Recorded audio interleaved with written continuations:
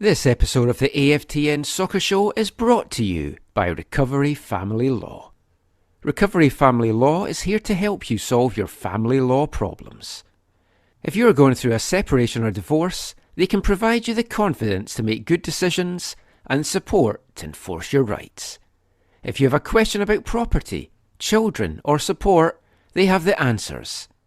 It's not too late or too early to get help. Email info@recoveryfamilylaw.ca or visit recoveryfamilylaw.ca and let their team get you excellent results. Are you sitting comfortably? Then we'll begin. 10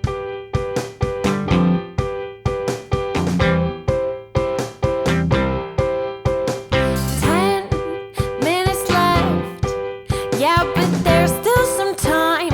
It's not the final score. We need more than the numbers we're given. Show us you live and breathe the game. You're more than a name. That's what we came for. We can bring you more than the score. Every story. Let's take this thing off of the field into the real world, away from the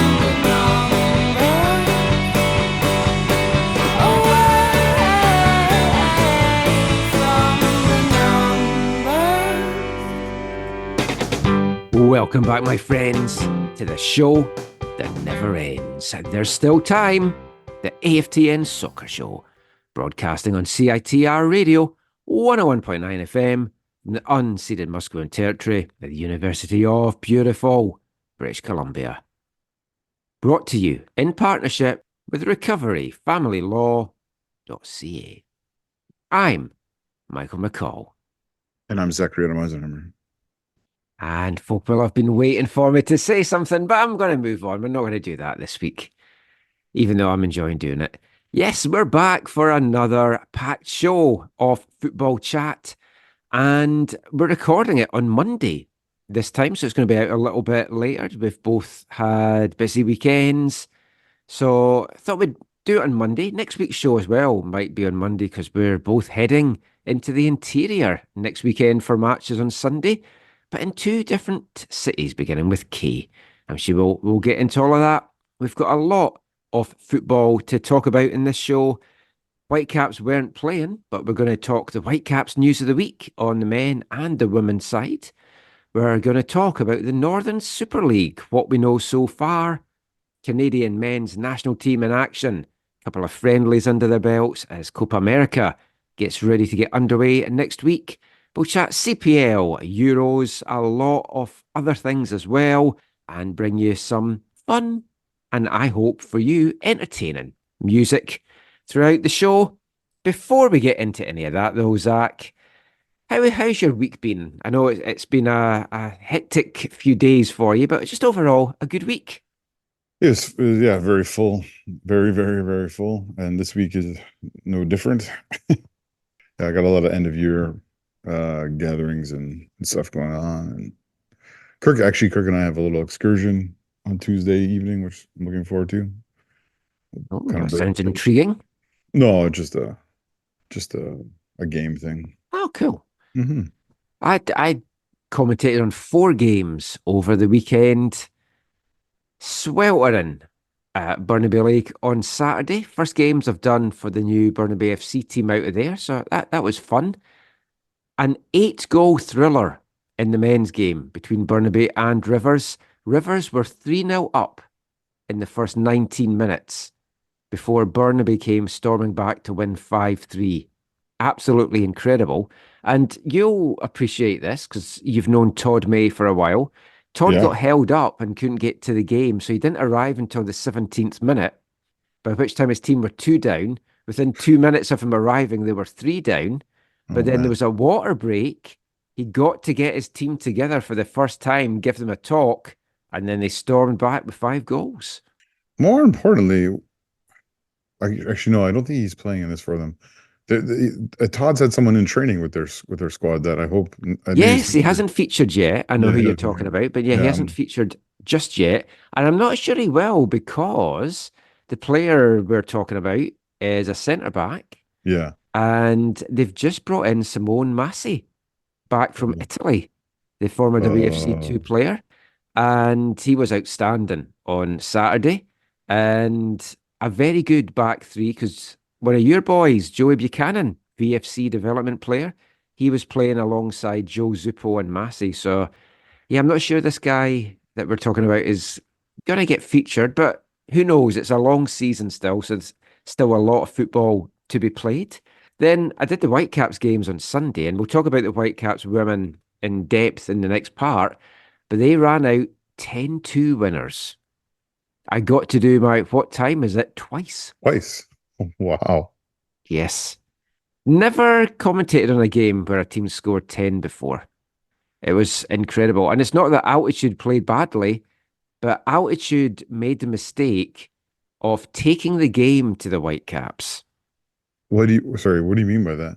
Every other team has sat back. Altitude decided to attack them, which left himself short at the back. Oh, okay. And Whitecaps girls can punish that Yeah. very, very much as they did.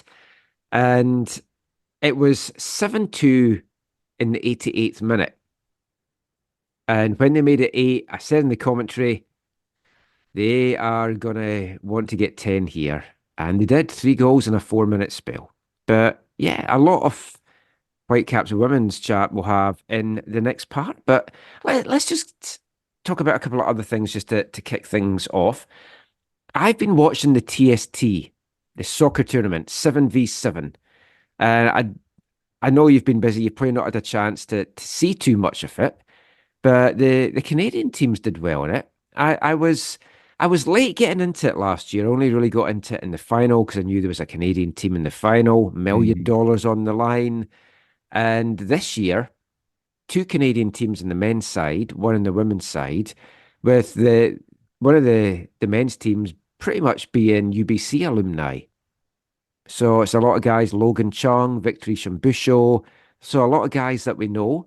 Tommy Mm. Gardner, who actually fractured his arm in the first game and then had to sit out the rest of the tournament. But yeah, they got to the round of 32 before getting beat, so they didn't win the $1 million. On the women's side, Streetball Canada, which again featured a number of UBC's current players and were led by UBC head coach Jesse Simons. Mm. They got to the semi-finals, but Wow. they lost to the hosting uh, North Carolina Courage. And the finals took place today on Monday. Nanny's team had got to the final, but lost heavily in the final. And Nanny was not a happy boy. And in the women's side, US women national team alumni, they actually won the tournament. But they lost one game along the way. They lost their first match 3-0 to Streetball Canada. So for me, really, Streetball Canada were the real winners, even though they're not going home with $1 million. But it's a very intriguing tournament. I really like it. Yeah, I need to watch it. I know you told me I can watch it on YouTube and stuff. Yeah, I all need the to figure it highlights out. for the games are up, and like this. I've seen lots of social media posts Oh though. Just yeah, haven't they are watched. very good at marketing this. And the Yeah. thing is, like we've talked about this on the show before, what is football? What is entertainment? And football can be entertaining and be there solely for entertainment purposes, which for me a tournament that like this is. And like I also watched Soccer Aid this weekend. It's an annual thing in the UK. It raises money for UNICEF. And that was another great game. It's always England versus the rest of the world. And it's a good tournament as well. So for me, football is entertainment are things like this. But one thing which I like about the 7v7 tournament is how they have it is they play two 20-minute halves. And whatever the score is at the end of it, so say it was 3-0 to a team, they then go into what they call target time.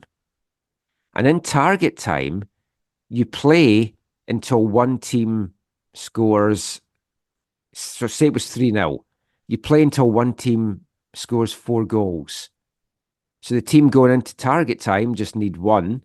The team that's 3 down need to get 4. Hmm.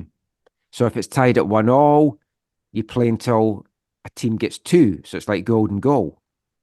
So that is intriguing. But also, as the minutes tick by, it starts off 7v7, then you go to 6v6, 5v5. The Oh yeah. goalkeepers get pulled.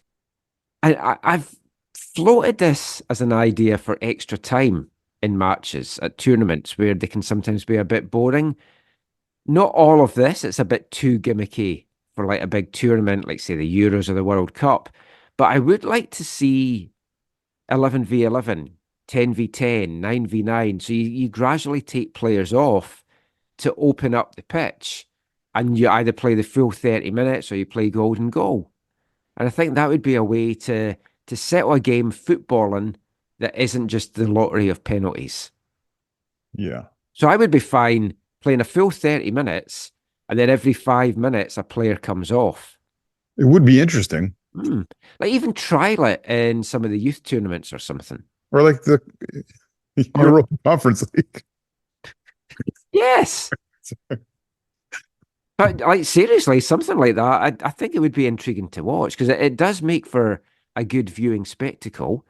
And I think everyone kind of agrees, as exciting as penalty shootouts are, it's not an ideal way to end a game of football, especially if there's a lot on the line.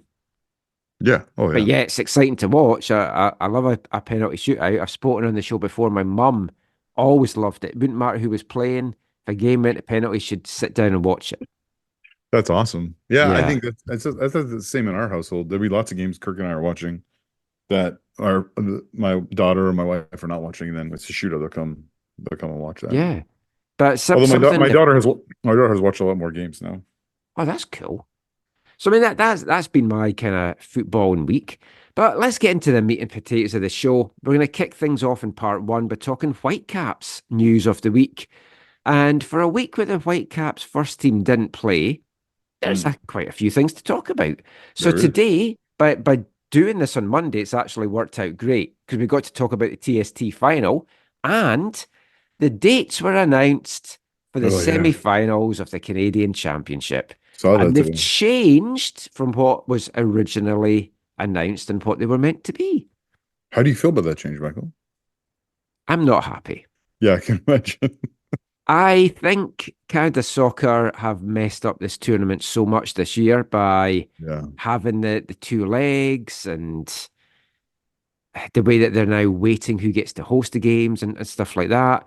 But basically, between the first and the second legs of Whitecaps Pacific and Forge TFC, the games are going to get played 48 days apart. Nearly a full 7 weeks between leg 1 on July 10th and leg 2 on August 27th. It's you could have 2 completely different starting lineups, or maybe not completely, but they could be 2 very different squads. So obviously I've been vocal on the show before about not liking the 2-leg format. And there have been years where like this tournament kind of has gone longer and longer. It used to end in June most years, obviously when there was less teams and all that kind of less rounds and whatever. And then slowly they started moving into August, and for some reason now they feel they need to do this. Now I don't know if this is influenced by like the MLS sides and the League's Cup or other stuff, but I mean, that is definitely the reason for the delay and pushing the legs back. So in part, it's not all Canada Soccer. It's like they were limited in what dates they could have, but they've dug this grave by having 2 legs in the quarterfinals, which if they didn't, even if you wanted to have the semis as 2 legs, you could have had the semis done and dusted by the first week of July or second week of July. Well, do you think an element to this, Michael, is that they want to have the final closer to the end of the season? I think so, but I don't really see why that matters. No. Like if summer can be a hard time to draw, right? Like if spring and fall are kind of your more ideal draw times, whatever, like because there's less going on in people's lives or I don't know, whatever. Do you not want a final in June, July, or August to like as a big marquee kind of draw people in event. Well, I mean, the Whitecaps have done well at getting fans in the stadium. They've had to work very hard for it, as we've I, talked about, but they've got the fans in. I know the first Voyageurs Cup victory was in August. Were the last two September or August? I can't even remember what they were now. I want to say that one might even have been July, July. but Yeah. it was definitely in the summer, Yeah. and they definitely put the fans in. The first one was August. Oh I yeah, think because we talked we last year talked was. I think the first one was in maybe July because yeah, they were definitely before September because I remember us talking about one of the concerns was it 2015 when the Whitecaps first won the Voyageurs Cup. There was a lull after they won it, and I know fans were concerned like, hey, we won the Voyageurs Cup this year. Is there now going to be a lull again, like what Mm. happened the first time, right? Well, last year, Or this has was it surprised me actually. The final was on June 7th. what? Really? Mm. Hmm. And then the year before was July, I'm guessing, I think that was August. Let me check 2022. or August. Yeah, July It or was August. either the end of July. Oh, it was July 26th. No, you were Yeah, right. July yeah. 26th. I thought Okay, it was the but first week of August, but yeah, it was before I end remember of. I remember even 2015 though it felt like elongated, like the final was way later than everything else. I mean, they started it a bit later this year as well, which was one thing. The final was August in 2015, August 12th and 26th, two legs. Right. Obviously, you can't do that now because of the League's Cup. So, I mean, I can understand having it in September, but if you just had single leg games in the quarterfinals and the preliminary round, first round, whatever you want to call it, then you could have had what was the second leg date as the first leg and then still get this played before we're getting into the big summer things. So it's not ideal. I just think it's ridiculous to have that length of time between two legs and it kills momentum for Yeah. whoever's won the first leg. And I think it kills fan excitement as well. Yeah, it hurts. Just I mean, terrible. if the Whitecaps make the final, I think they'll do a great job at promoting it and getting people in for it. And I think a lot of people within the community um, have enjoyed the last two, and Hmm. I think it's an easy game to bring people to. And yeah, I think they'll do fine. I think they'll get a 25 Yeah. plus thousand crowd. But it would be interesting. I guess Pacific is the host, right? If they beat the If, Whitecaps, if it's Pacific predetermined, knocked the right? Whitecaps off, it's on the island. So And yeah. you got to think that that would be the second or third time or whatever it is that Starlight would ever be sold out. Mm, yeah, You, I would you would think so. think, I mean, I've been critical of the MLS playoffs when they've had like a 2 week gap between them for like killing excitement and momentum. This is oh, 7 weeks. it's crazy. I should say if TFC, if it's TFC versus Pacific, it'll definitely sell out. If it's If for it's Pacific, I if don't it's think for it'll be. Pacific, that might be Yeah. a little bit But harder. likewise, if it was Whitecaps TFC, you'll fill the fans. Yeah. Whitecaps Forge, bit of a harder sell. Yeah, harder, but I still think the Whitecaps and the But way you're that looking at September, kids are back at school. I still think let's be honest, we need to give them credit for how well they've done it Oh at no, they have. promoting You those have given finals. them credit. And I Yeah. think whether it was September, August, October, whatever, if they make the final, they'll make it special and they'll get people there. Yeah. But I mean, it was a good weekend for the Whitecaps, despite them not playing in MLS. They had a good week in MLS. Whitecaps 2-1, 4-0 on Sunday. 4 goals in the second half, two for Miles Morgan, who is a newish addition. He was with TFC, and he's one of three players that's been called up by the Canadian under-20s for the upcoming CONCACAF Championships to try and qualify for the World Cup. In League One BC, as I mentioned, the girls won 10-2, the boys drew 1-all. Four-way tie now at the top of League One BC in the men's side. Four teams on 11 points, with TSS just shading it on the tiebreaker, but they do have games in hand as well. But although the Whitecaps didn't play in MLS, it was a good week for them because there were Mhm. some matches played in this international break, annoyingly. But it's worked out great. Every single result for the Whitecaps was good because 4 games were played over the weekend. 6 MLS West teams were playing, and Mhm. only one of them managed to get a win. And that one was the basement team, Sporting Kansas City. They beat Seattle 2-1 Yeah. at home. Coming back from behind as well, Johnny Russell tied it up, and then Vargas got the winner against a 10-man Sounders. I think they need to kind of copyright that phrase, 10-man Sounders. That seems to be their phrase for this season with 5 minutes to go. So a huge win for KC, for Yeah. Peter Vermees, and undoing the good work that Seattle had done to kind of start to turn their season around a little bit. Yeah. Jordy Morris got them off the Yeah. mark there. Yeah. Crazy. You must have been happy to see Johnny score again. Yeah, it was good. St. Louis and Portland played out pretty dull 0-0 draw. But the main talking point for me, Minnesota flying, drew 1-0 at home at Dallas. Canadian Liam Fraser scored his first ever professional goal, which I was shocked to read when I got the press release out. I earned a point for Dallas. So Dallas, struggling a bit, go to a tough place like Minnesota, earn a point, and then on Sunday, they sacked their head coach. Nico Estevez, after 2.5 years in charge, out looking for a new coach. And I can't help but wonder whether Pamadou Ka might be in the mix. That would be great. Assistant just now at Charlotte and led the Dallas MLS Next Pro team, the Texas side. Took them to a championship game as well. So they know him in the organization. And I don't know whether they want to take a risk on a new head coach.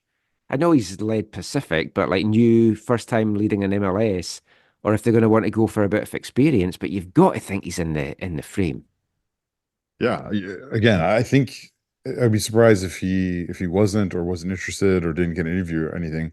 I think he'd be a great candidate. I think yeah, it would be really interesting to see him run a team like Dallas with such a history of bringing through young players. And Yeah. it would be really, I think it's a really, really good fit. It's certainly one to keep an eye on. yeah. In other MLS news today, they announced their top 25 selling jerseys. No Whitecaps in it this year. Ryan Gauld had been in it before, but obviously a lot of folks already got their Ryan Gauld jerseys.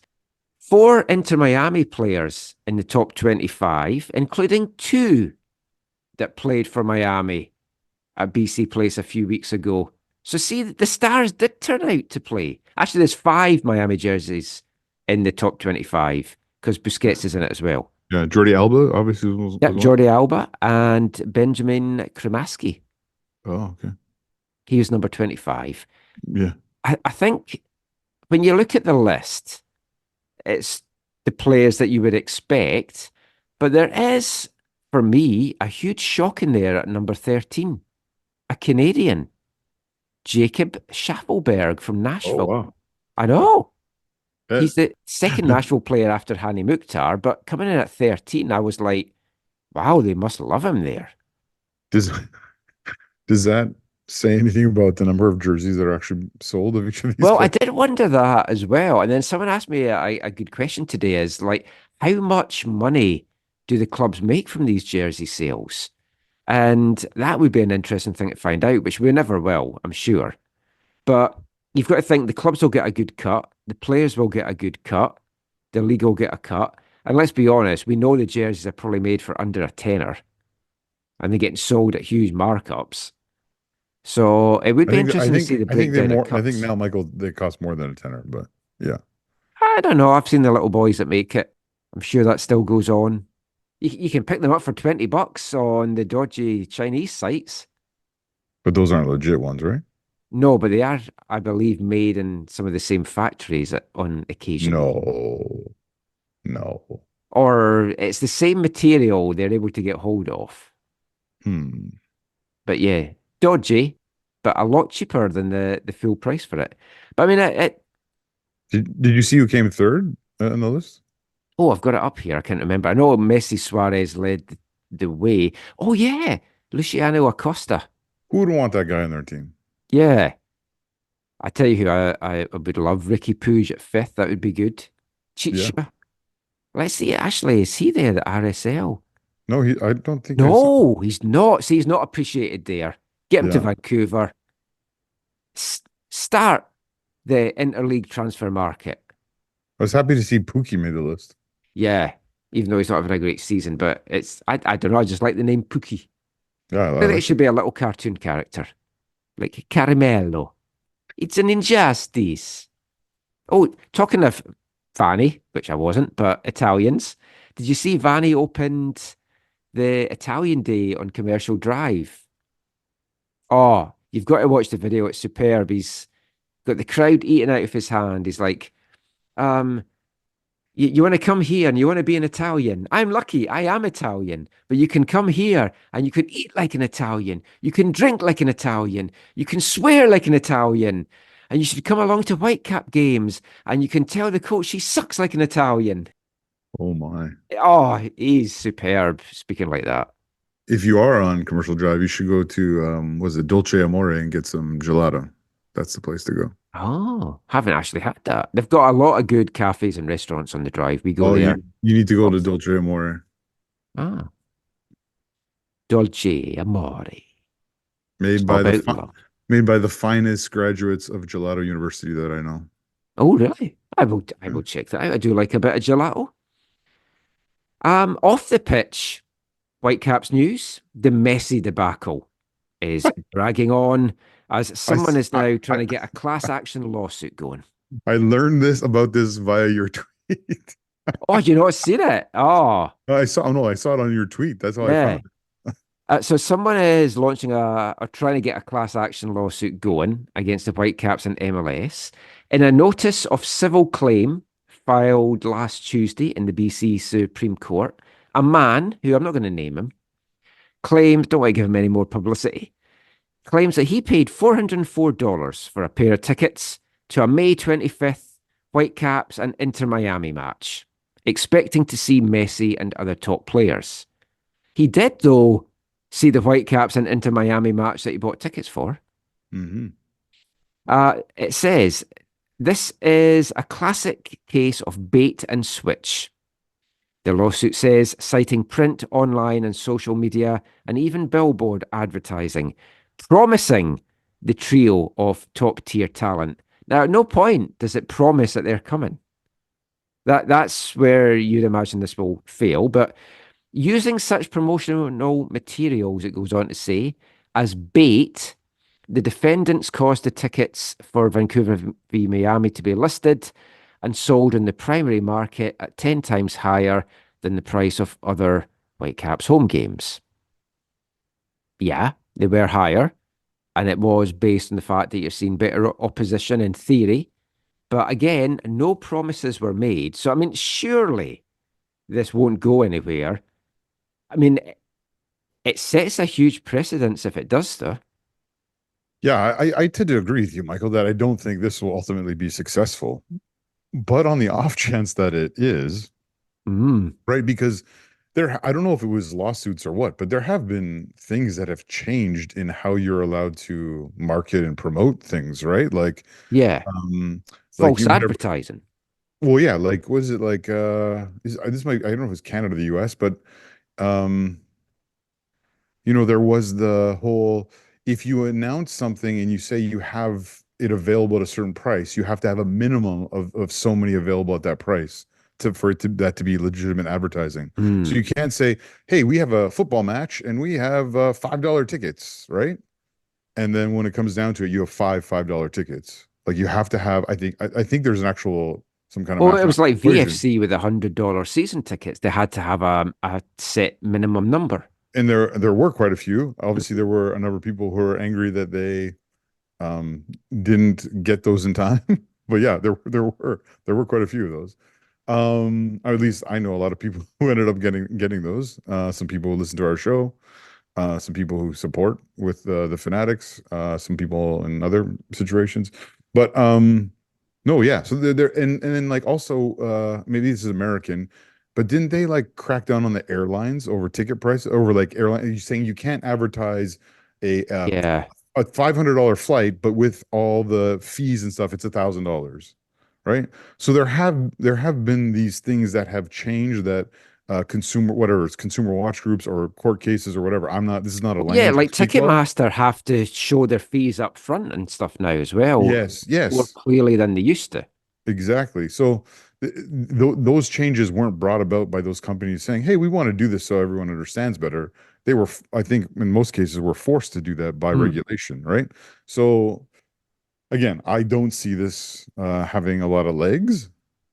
But if something does happen in a court or a judge or however this plays out does say, yeah, you have a legitimate concern here, it's far bigger than simply this match and a few angry people or thousands of angry people or whatever Oh the number yeah, the is. knock on if this would be like a benchmark ruling Oh yeah, if and then it was to succeed. but then another thing I was going to say to you, that would only be in within Canada, right? Yeah, because it's interesting they're suing Whitecaps and MLS. Oh right, yeah, So obviously, as an American company, it would open the door if it was successful here for folk in the US to then do similar if Messi doesn't turn up for any games. yeah. If he's been used on a poster, I don't think it's bait and switch. As we won't go into it all again, but it's like he was never promised. Yes, seeing him on the thing makes you think he's going to be here, but at no point did they say 100% that he's going to be here. No, but But they can obviously, use some of how Axel worded things at the yes. start. That's That exactly what I gave was the going to say. impression. Yeah. Totally. Yeah, one of their primary exhibits of evidence will likely be that press conference or whatever in December when it was announced that Inter Miami was coming here, and Axel's words along the lines of the greatest player in the world is coming to play in Vancouver, Hmm. right? Which again, you and I understand exactly what he's saying and what he means. Yeah, Ryan But Gold yeah, and Johnny but Russell when he comes to visit. but in a case like this, the what is it called, the claimant or whatever will say, by this you were saying he was playing, that's why I paid this much for my Yeah, tickets. semantics. Yeah, It could be an interesting one, but I don't think it will go anywhere. But as we're saying, if it does, wow, the ripple effect that this would have, not just for soccer, but yeah. for other entertainment, sports, whatever. Yeah, we'll see. Funnily enough, the announcement of the lawsuit came a day after it was announced that the Upper Bowl was going to be open again at BC Place for a Whitecaps game, but this time for the Wrexham game Hmm. because they've opened the Upper Bowl. Cheaper tickets are being made available, starting at $45 plus taxes and fees because of the good demand from the initial release, which I don't think the whole lower bowl has sold out, but they obviously want to make some more cheaper, more accessible tickets available to get more fans in, showing that the demand is there. And the Whitecaps on Monday arranged a media call with Wrexham boss Phil Parkinson and the Red Dragons executive director Humphrey Kerr. So I got a chance to jump on that, ask a few questions as well. I wanted to keep mine more from a football side of things than the entertainment side of things, as I'm sure you would imagine. So let's play that audio just now, and then we'll talk a little bit about some of the things that they said coming out of it. Here's Phil Parkinson and Humphrey Kerr.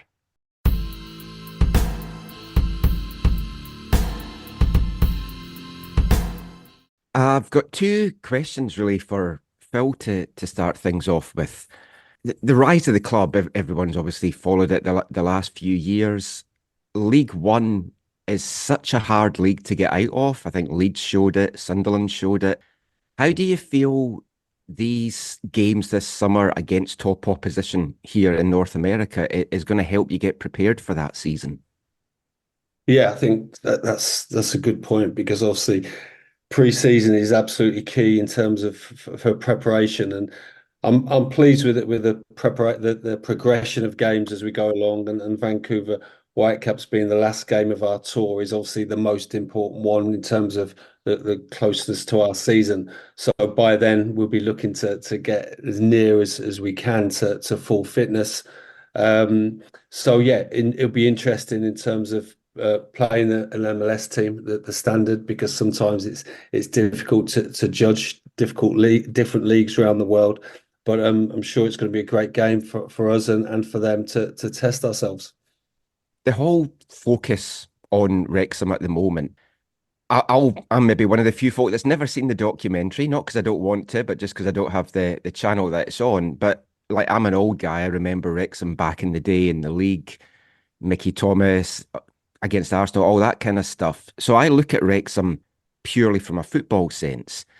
As a manager, how difficult has it been to kind of balance folk that just look at the club as an entertainment vehicle and people that are looking at it as just purely football?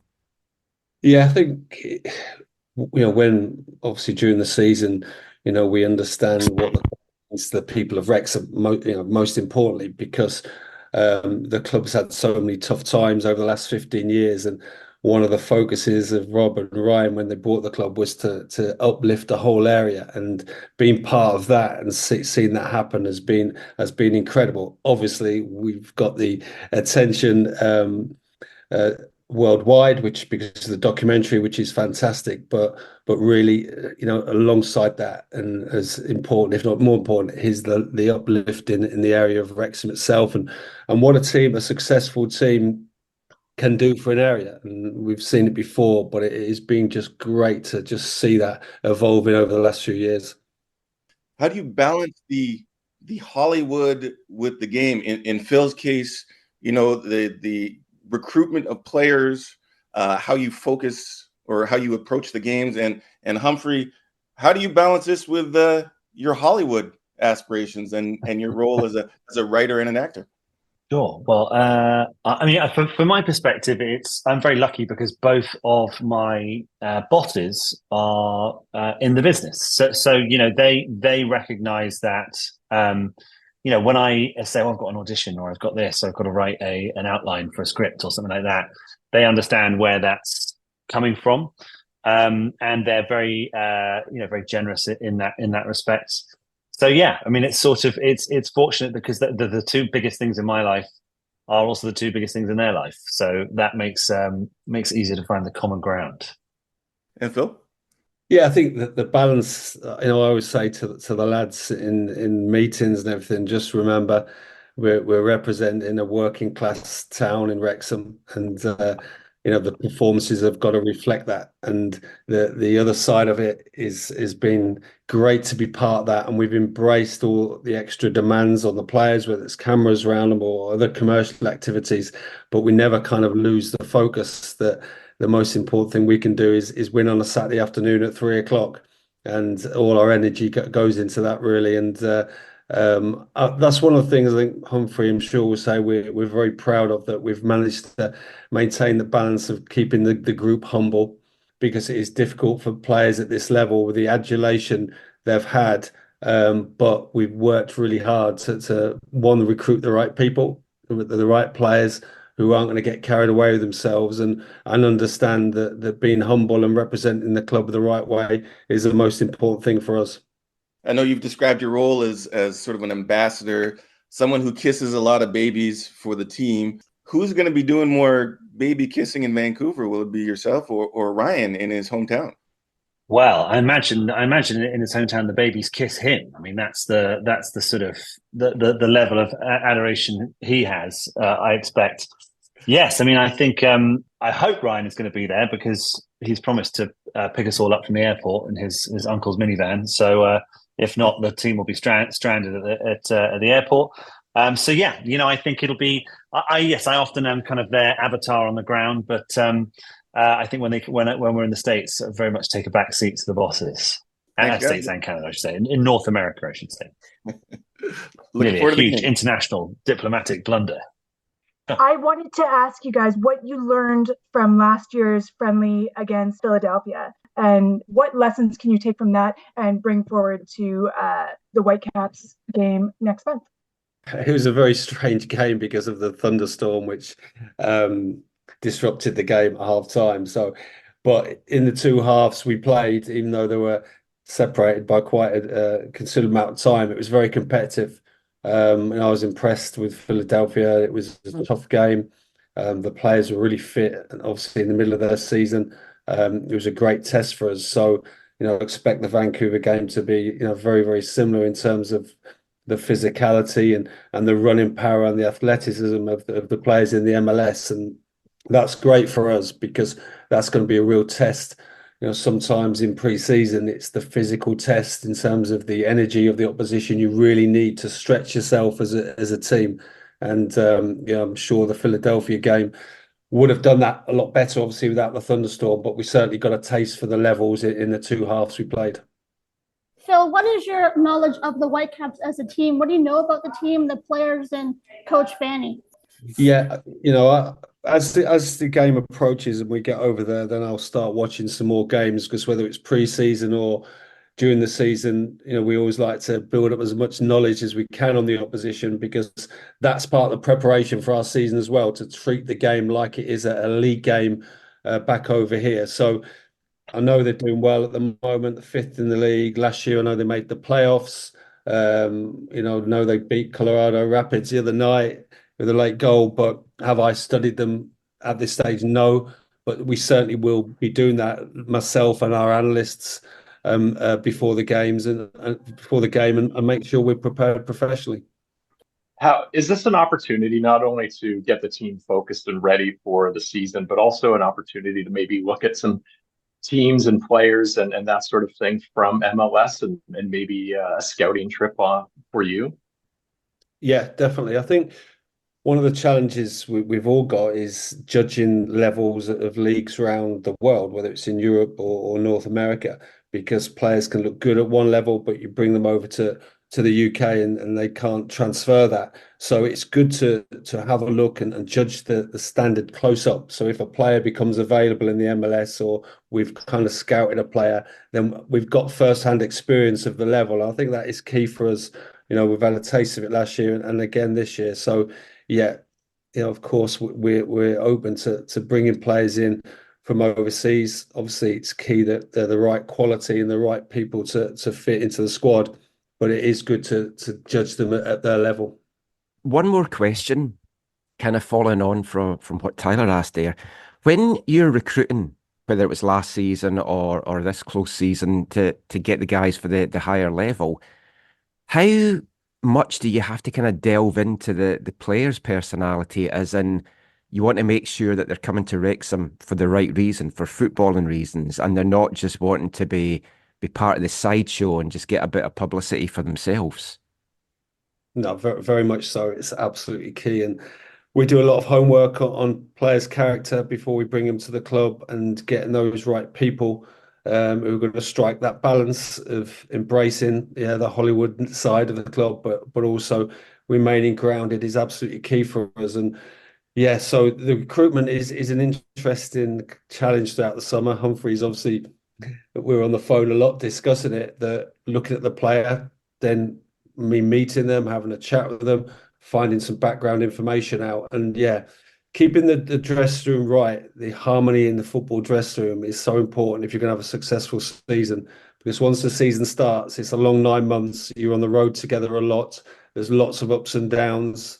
You need players that when you get beat are going to respond. When they get left out the team, are going to respond and train properly. So there's so many dynamics you have to come into play when you're recruiting players. And the challenge we've got now is to do what we've done in previous summers and make the right calls. And all those decisions, they're tight calls. There's so many very, very tight calls. And the challenge now for us is to get them right. And I'm confident we will. It might take a bit of a time yet, but there's lots of the transfer window left. And by the time we come overseas, we're hopefully we'll have a few additions with us to add to what we've already got. That's great. Thanks so much. We'll see you in a few weeks. Look forward to it.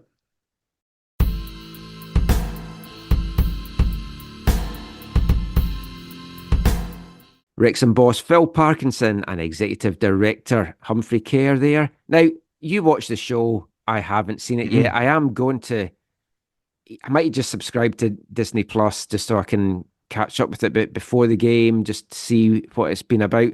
So you knew Humphrey Kerr, because I had told you last week that we had this call and you knew Humphrey Kerr. Now, I looked up Humphrey Kerr before the call and I was like, I know Humphrey Kerr. Oh, do you? But not from Wrexham. I know him from the Penny Dreadfuls. Yeah. Is that a band or is that a show? It's a comedy troupe that he had stuff at the Edinburgh Fringe, then they had a BBC radio series, and fascinating. Like I kind of wanted to ask this on the call, but I thought I'll maybe wait till he's here. He's teaming up with Andrew Lloyd Webber and Tim Rice to put on Sherlock Holmes's 12 Days of Christmas, a murder mystery in the London West End this December. Oh, nice. And I'm a huge Sherlock Holmes fan, and this whole production really fascinates me. So I'd love to have a chat with him about that. So maybe wait till he's here to do that. Yeah, he on one of the recent episodes, it came to the fore that he, I think, went to school with like Prince William. Yeah, they shared a room from the ages of 7 to 10. Yeah, At Eton. Yeah, right. Different worlds. Yeah. But I went to Edinburgh University. The Penny Dreadfuls troupe put some shows on at the Edinburgh Fringe, which I don't think. I know I definitely didn't go to see their show. It sticks in my head. I saw them because they have lots of best of things, or at the Edinburgh Festival every night there's like people come on to promote their shows, so they do little 5-10 minute things in a bill of a number of people. And I'm almost certain that I saw them one of the years, but I can't 100% be certain that was them. But I know the name from the BBC radio series and stuff that I've listened to. I believe you, Michael. So it's cool. I'd love to chat to him about that. Yeah, because he's also like an actor and other stuff, right? I think because my memory's a bit foggy on this, but I think like he was the one who got Rob McElhenney into the football. Yes, that's what I read in the Wikipedia page for him. Oh, there you go. Yeah, because he's a Liverpool fan, so he said, you should get. They were working on something, and it's like, watch this and stuff. But I've got to say, I was quite down on the friendly when it was first announced. I still am a little bit, but after being on the call, and I'm sure if I watch some of the shows, I'll be a bit more excited by it. And it was good to speak to Phil Parkinson as well. And like the first question that I asked Phil there, and we touched on it when we talked about Wrexham going up before, that they're in a difficult league to get out of. And Phil Parkinson was actually the Sunderland boss for a spell when they were struggling to get out of League One. So he knows how difficult it is. Leeds know how difficult it is to get out of that league. It's a tough division. I think this is going to be maybe their toughest test yet. These games will give them a bit of a test because they're playing way higher opposition, arguably. I mean, how would the Whitecaps fit into the English pyramid? I would say a championship side. Well, yeah, Canadian championship. Yeah. Yeah, no. Yeah, I think that's I think that's a good debate to have. Yeah. I think, and they're playing Chelsea as well. So obviously they're playing a lower level English Premier side. Yeah, I think the championship is such a huge division too, right? So I think I think saying the Whitecaps would be somewhere in there is a valid debate. I think I know we've had lots of people would have had various opinions over the years on the level of MLS clubs and where they would finish if they were participating in different leagues around the world. And some people listening to this probably are like yelling at their phones or whatever, saying they're better than that, or they're or I'd love to hear folks' thoughts. Let us know on Twitter /X at AFTN Canada, or shoot us an email aftncanada@hotmail. It's an interesting one. Should say where do you see the Whitecaps fitting in competitive wise in the English pyramid? Yeah. Yeah, let's see what folk think. But that was the Whitecaps news for the week on the men's side. There was also some big news coming out on the women's side as well, as we touched on at the start of the show. And we'll be back chatting about that after this. Hi, I'm Stephanie LeVay, and you're listening to the AFTN Soccer Show.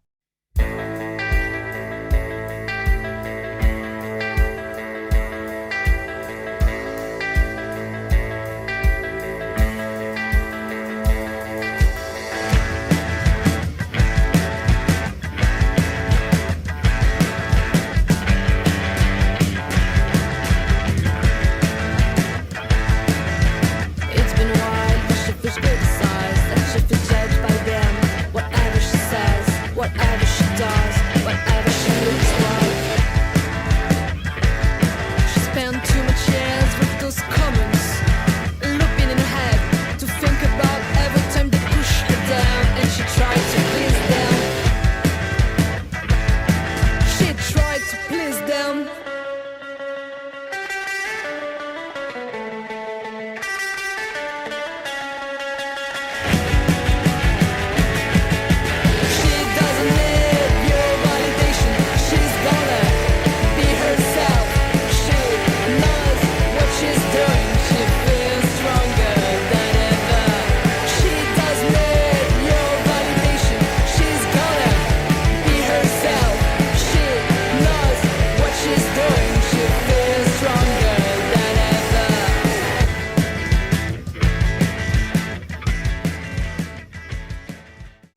Welcome back to the AFTN Soccer Show on CITR Radio 101.9 FM. Brought to you in partnership with recoveryfamilylaw.ca. Based out of Surrey, visit Recovery Family Law for all your family legal needs. Kicking off this part of the show from Rouen in France, released in May from their upcoming third album, Chamber Songs. That was We Hate You, Please Die, with their single Stronger Than Ever. A punk band with a kind of lo-fi, shoegazy sound at times as well. Highly recommend their debut album, Kids Are Lo-Fi, that was released in 2018. You can find them in all the usual places. Check out their new stuff as well. So we're going to keep the Whitecaps chat going to kick off this part of the show, but we're turning our attention to the women's team because the Whitecaps learned their fate in the draw for the inaugural 2024 CONCACAF Women's Champion Cup this past week. And they found out it's going to be a tough one, drawn away in El Salvador to Alianza in August's preliminary round, which will be played between August 13th and 17th.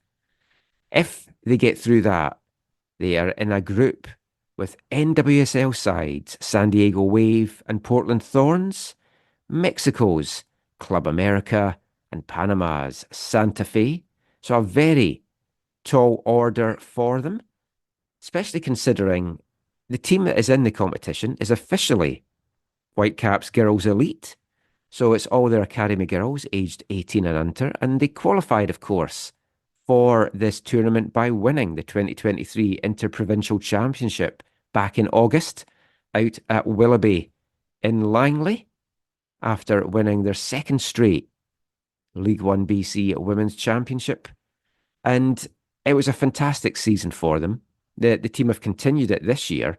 6 games played. They're at the halfway mark of their third League One BC season. 100% record.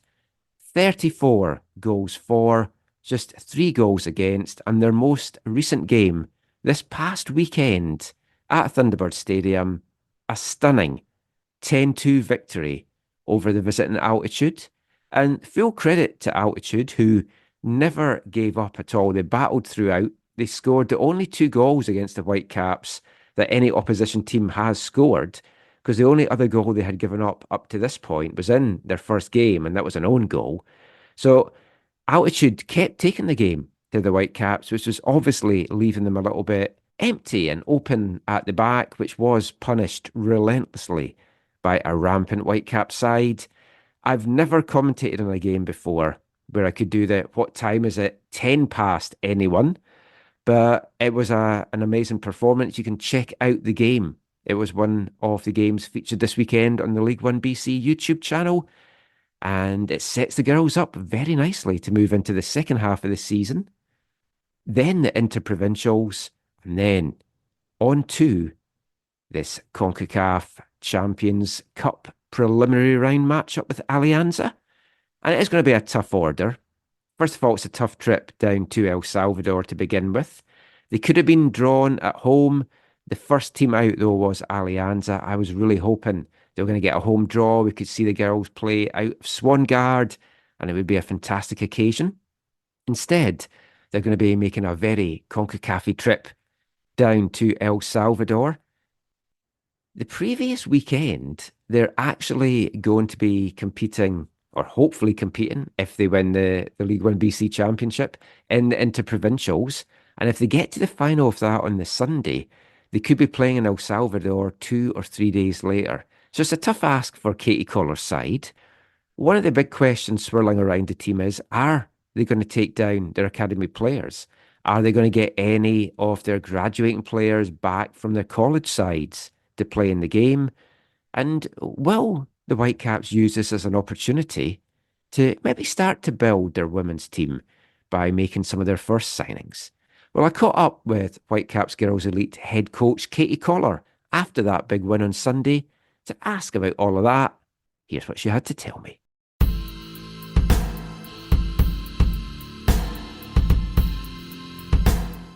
So, Katie, the draw's been made now for the CONCACAF Champions Cup. You know you've got a long trip coming up to El Salvador. What was going through your head when you saw Alianza pulled out first? Yeah, I think we would have hoped to host. It would have been really cool to play in front of fans and play that big game internationally in front of the home crowd. So we were a little bit disappointed by that. I think it brings a new challenge for our group, going to El Salvador, traveling there, playing against a new type of team, new type of environment. So it'll be a really good challenge to test the kids and give them a little bit more experience in that type of world.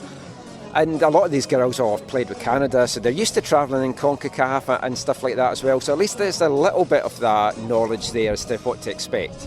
Absolutely. I think, any of our ones that have travelled with youth national teams would have some sort of experience travelling to a different country and playing for whether it's their country or playing international games. So really exciting that they'll have that experience. I think it also sets the other kids up for if they do get call-ups as well. It'll help the youth national teams with that type of experience. So I think it goes both ways. They'll bring that down into our group going into that game, and then hopefully some of ours will start to bring that a little bit more into the youth national teams as well. And it might be a bit early to kind of say, but it's like, do you know what the squad's going to look like? Is it going to be mostly the Girls Elite, or are you going to be able to make some additions? Yeah, so, as you know, we're planning ahead to the pro team coming in next year. So there is the potential that we could start to bring in players into that group. It will be predominantly the core of the Girls Elite group, but you may see some added players. If you get through this preliminary round as well, it's such a tasty group. Thankfully, mostly on the West Coast, so in that regard it works out good. But the chance to maybe play Portland, San Diego, Club America, that's just such an opportunity for you, for the girls, for the team. Yeah, absolutely. I think the group, when that got called and we got to see who could potentially play if we get through that preliminary round, it's exciting. Going into a pro league next year, it's going to be a chance for us to start to build that fan base, for us to start to get people out and excited about the women's game. And those games are going to be huge, bringing NWSL clubs and teams from Mexico into Canada to play against our young players. What an experience. That's great. Good luck, and I can't wait to see it.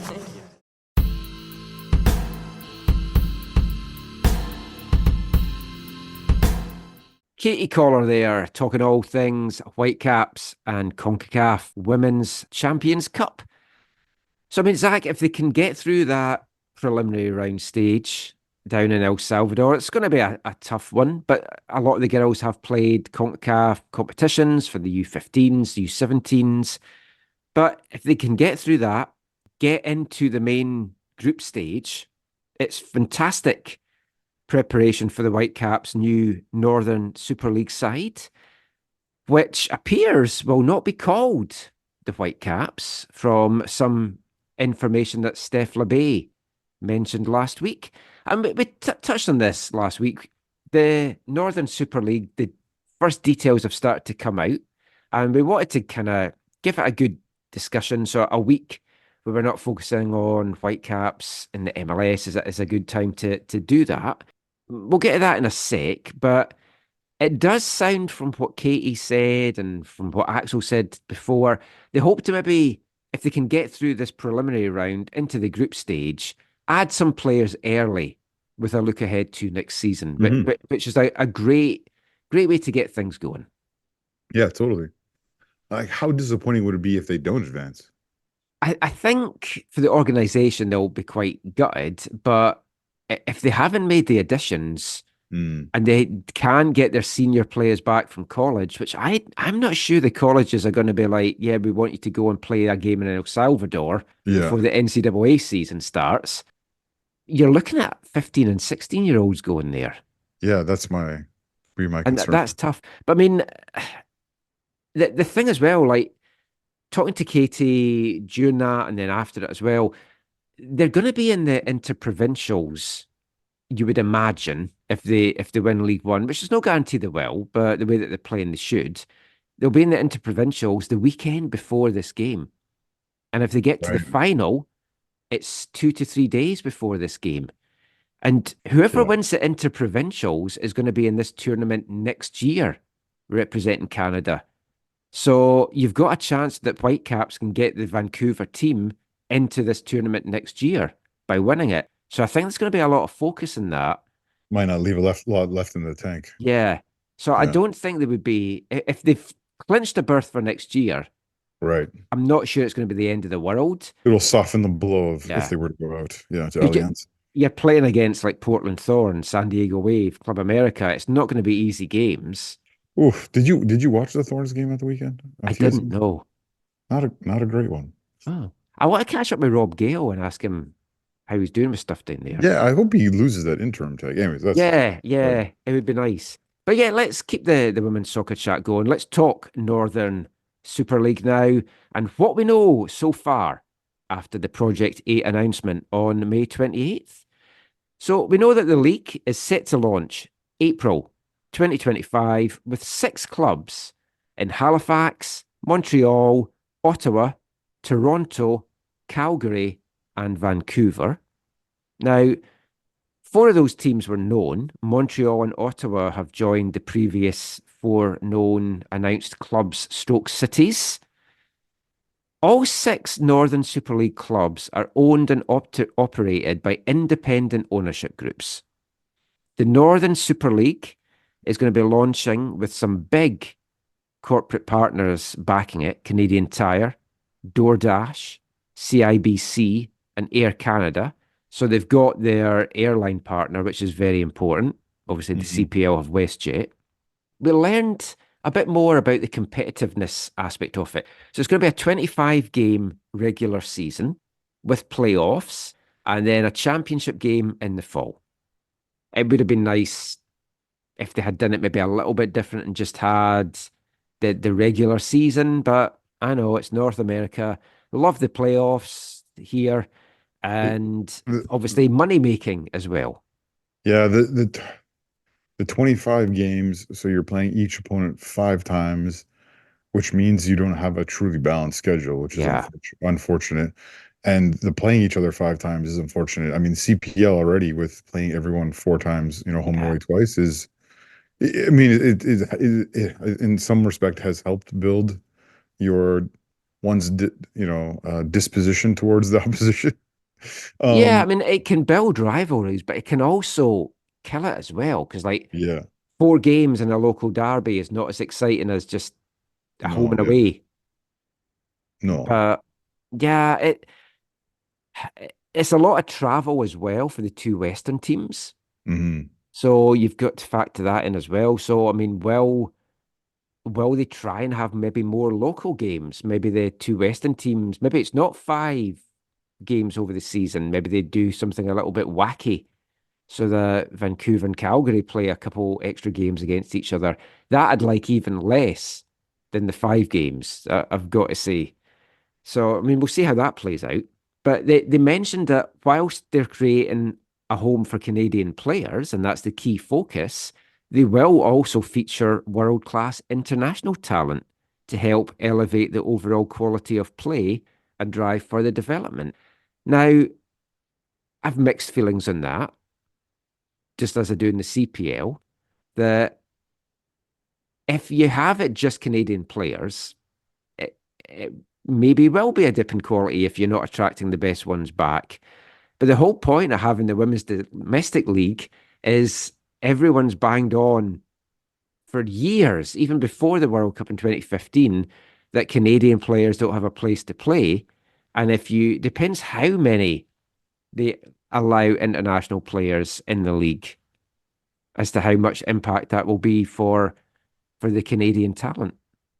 I think they're okay on this one, Michael. Like, I think the way the CPL does it is quite good personally. I think there's like whatever 7 spots or something, and some clubs don't even use all their spots. And it's not quite like MLS's roster spots, and I don't think you can trade them or anything like that. Well, they've said, like the CPL, it will be up to 7.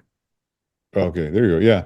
So I think that's fine. I think you need that. I think that helps. It helps your it helps the development side, Michael, right? If you bring in some, like, let's use a CPL example, because I think it's in some ways the leagues are apples to oranges, but in some ways they are the same, or they are very more similar than they're not, right? If you look at Vancouver FC, right? I think having a Raynon Garcia at Vancouver FC is helpful for developing the young Canadians in the team. If you go and ask those guys, who have you learned from? A lot of them will say the most player I've ever learned from the most is Renan, right? This old, Oh, sorry, yeah. I mean, 38-year-old Brazilian, I, who's taught them about how to be a professional, how to grow as a player.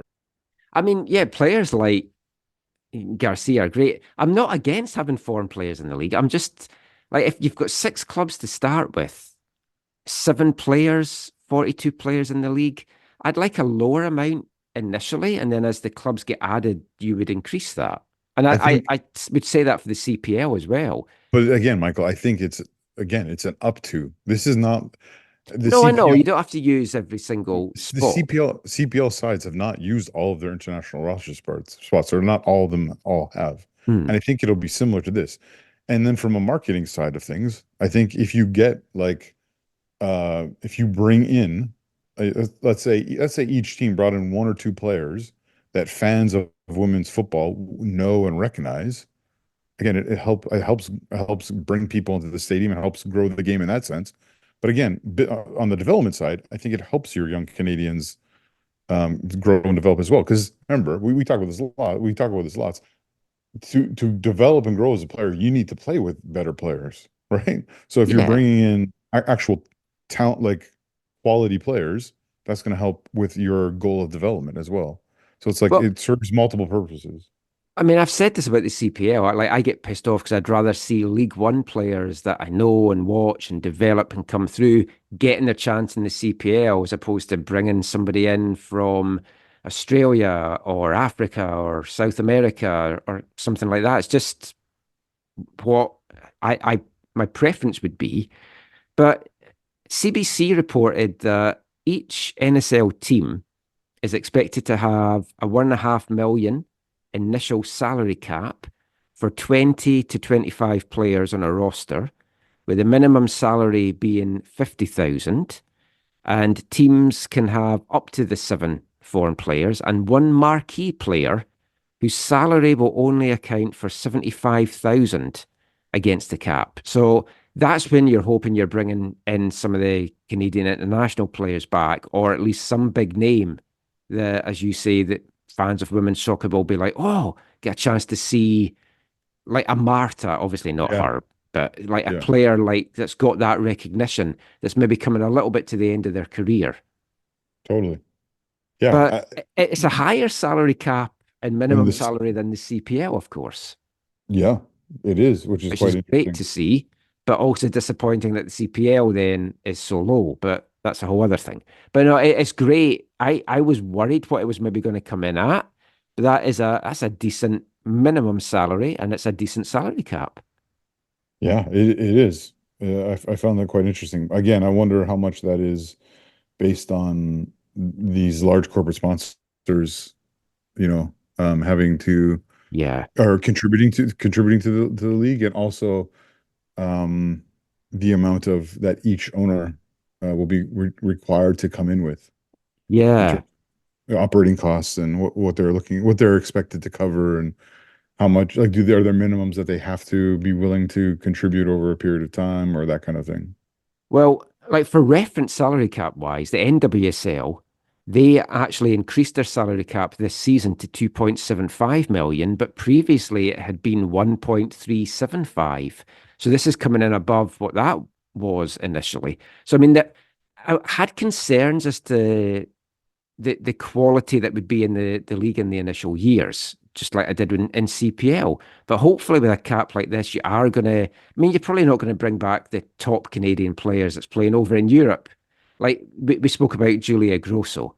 It's like, yeah, love to see a player like that come and play in Vancouver, but realistically, she's going to make more and probably want to play in a more testing environment like the Yeah. NWSL.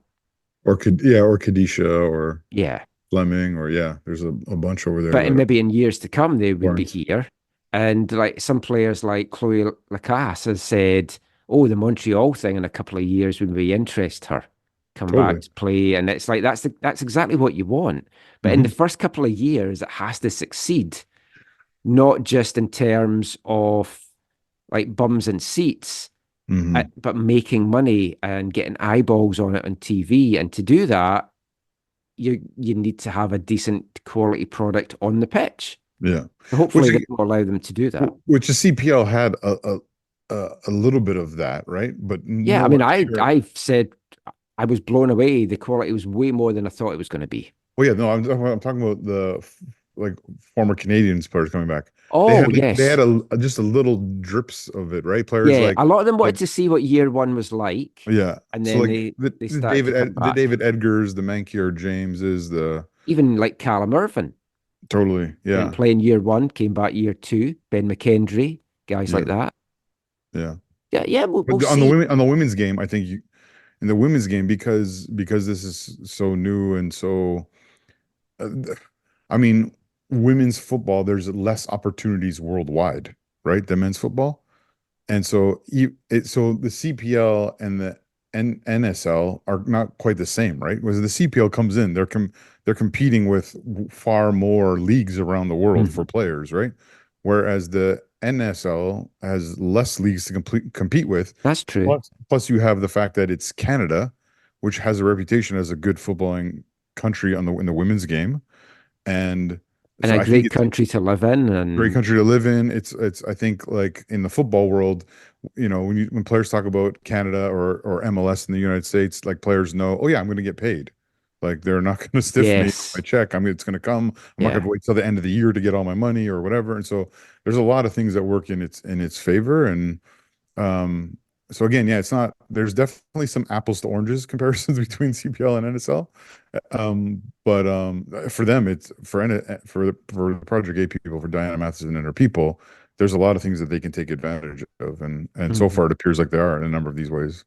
Well, I had a really good chat with Charlotte Ring, Altitude FC assistant coach, and I love Charlotte. Was a great player at Altitude last year. Fantastic, even better person off the pitch. Always enjoy chatting to her. So we had a really good chat on Sunday after the match, just chatting away as friends. And she told me something that I wasn't aware of, that in Europe, because she's German, there's like 400 to 450 Canadian female players playing over in Europe. I didn't know it was as many as that. Yeah, I had no idea it was that many. And it's like they're in Scandinavia, they're in elsewhere in Europe, and there's ones in Australia, over in the UK. So there's a big pool to pick from and try and bring back to the country that have been playing at a very good level. And we've seen players from here move on from League One. There's players that's going to be playing in Iceland. TSS have got players. One of their best players from last year, Delana Friesen, she's over playing in Ireland just now. And there's a lot of these players that all look to come back. There's players that have just graduated college or will be about to graduate college that might get their first pro opportunity. I think of the like of a Catalan Tonai that was playing for UBC, set all the records there. Danielle Steer, the previous year, who'd set all the records, that was down playing in Australia, now over in Turkey. She might want to come back. So there's all these great players and all these great talents as well. And there's going to be 6 teams, as we mentioned initially. There's some teams we don't know anything about, Montreal and Ottawa. Still waiting to find out about that. Toronto, we know, are called AFC Toronto. And we've kind of seen their logo. There was sorry, I haven't read too much into the AFC Toronto, but does it mean Association Football Club Toronto? I think so. Okay, I hope so. I know Arsenal Football Club. No, I didn't mean like that. But I wonder if, like, I don't know, right? Like, I don't know what they're, if they have a new take on using those 3 letters. Oh, no, might have. I mean, they've never said, but I mean that could also still yet be rebranded, because somebody found copyright trademark stuff on the Canadian trademark site for the Halifax team. It looks like it's going to get called the Halifax Tides. That's awkward, no? It's not a great name. Well, wouldn't it be Halifax Tide with no S? I guess the tides plural works. Oh yeah, because it's like you talk about the tide comes in. Yeah, and you talk about tide times. Like, what's the tide times? That's singular. That's a fair point. Yeah, when you talk about the tide, you're like the tide is coming in, the tide is going out. You mean you can talk about today there were, both tides. Yeah, I don't know. Just Yeah. when I saw that, I was like, oh, seems a little bit weird. I mean, it is. I'm just double checking that now. It is plural. I haven't written that down right. Oh no, Halifax Tides, plural. We know that the face behind it as well is Dr. Sherlock, which just in itself I love. As I mentioned, a big Sherlock Holmes fan. So if she says anything silly, we can go, oh, no shit, Sherlock. The Whitecaps team, Steph LeBay mentioned, will not be called Whitecaps. And it's all about branding. Now, I've got mixed feelings on that. I like the Whitecaps name. It's embedded in Canadian women's soccer history, but not always in a good way, obviously, in recent years. So in some ways, it's good to move away from that. But that's not why they're not calling it Whitecaps. Well, it's just the overall branding of the league. I mean, in one sense, sure, Michael. But let's be honest. The Whitecaps brought in Steph LeBay to help rehabilitate their image within women's football, right? So they brought in a huge name with a lot of credibility to help change that. I'm sure they've had many conversations about, is this team going to be called the Whitecaps? It doesn't matter what the league wants or says or whatever. I'm sure that it was more than, this is not simply a league decision, I'm pretty sure. And if it was a league decision, I'm sure the league weighed up that option, right? And that was part of, there's no way that wasn't part of the conversation. You know what I mean? Yeah. How it was told to me, though, was the new name will fit the overall league branding, and you have to look at the likes of Wild and Wave, Thorns, yeah, and Houston Dash. So they're connected with the MLS club, although Portland's now obviously moved away with separate ownership. But I'm on the mailing lists for most of the MLS teams, and I get all the NWSL teams that's connected with them as well. And they're all named differently, so they don't have the same name. So in ways it makes sense. And then, of course, with other recent things involving the Whitecaps on the women's side, it makes total sense as well. But there is a part of me that's like, it would have been nice. Like I like what they do over in Europe, where you've got a club and they have maybe a basketball club or a handball team, and it's all the same They're name. a sports club, yeah. Yeah. I like that aspect. The word on the street too is it's not going to be Breakers either, right? Because that's the old women's team name. Yeah, that I hadn't heard. I haven't heard anything. I'm pretty sure I heard somewhere that it won't be Breakers. I can't remember where from who. I see someone going on about white-necked hummingbirds, but I can't remember why they said that. But because I don't know, maybe everything's going to have like bird themes, because we know the Calgary team now is going to be called Calgary Wild, and their crest has been revealed, which is like, as I said in last week's show, it's like Angry Bird. But there'd been rumors floating about the Calgary side was no longer, that Calgary Foothills was behind it. So I've actually asked around, and I've had it confirmed that they're not.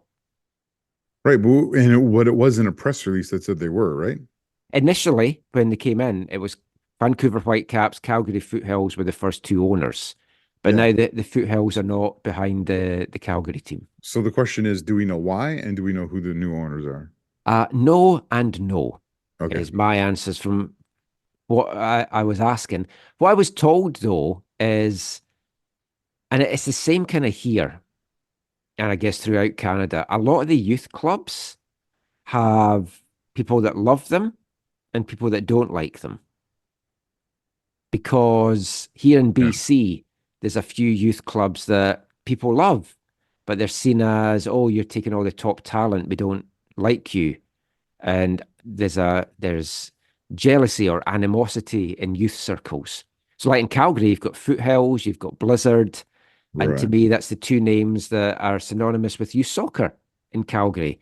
So you can imagine that there'd be other ones then that would maybe have their noses pushed out of joint a little bit if it was getting called Foothills, or be like, oh, I don't want my daughter associated with Foothills or whatever.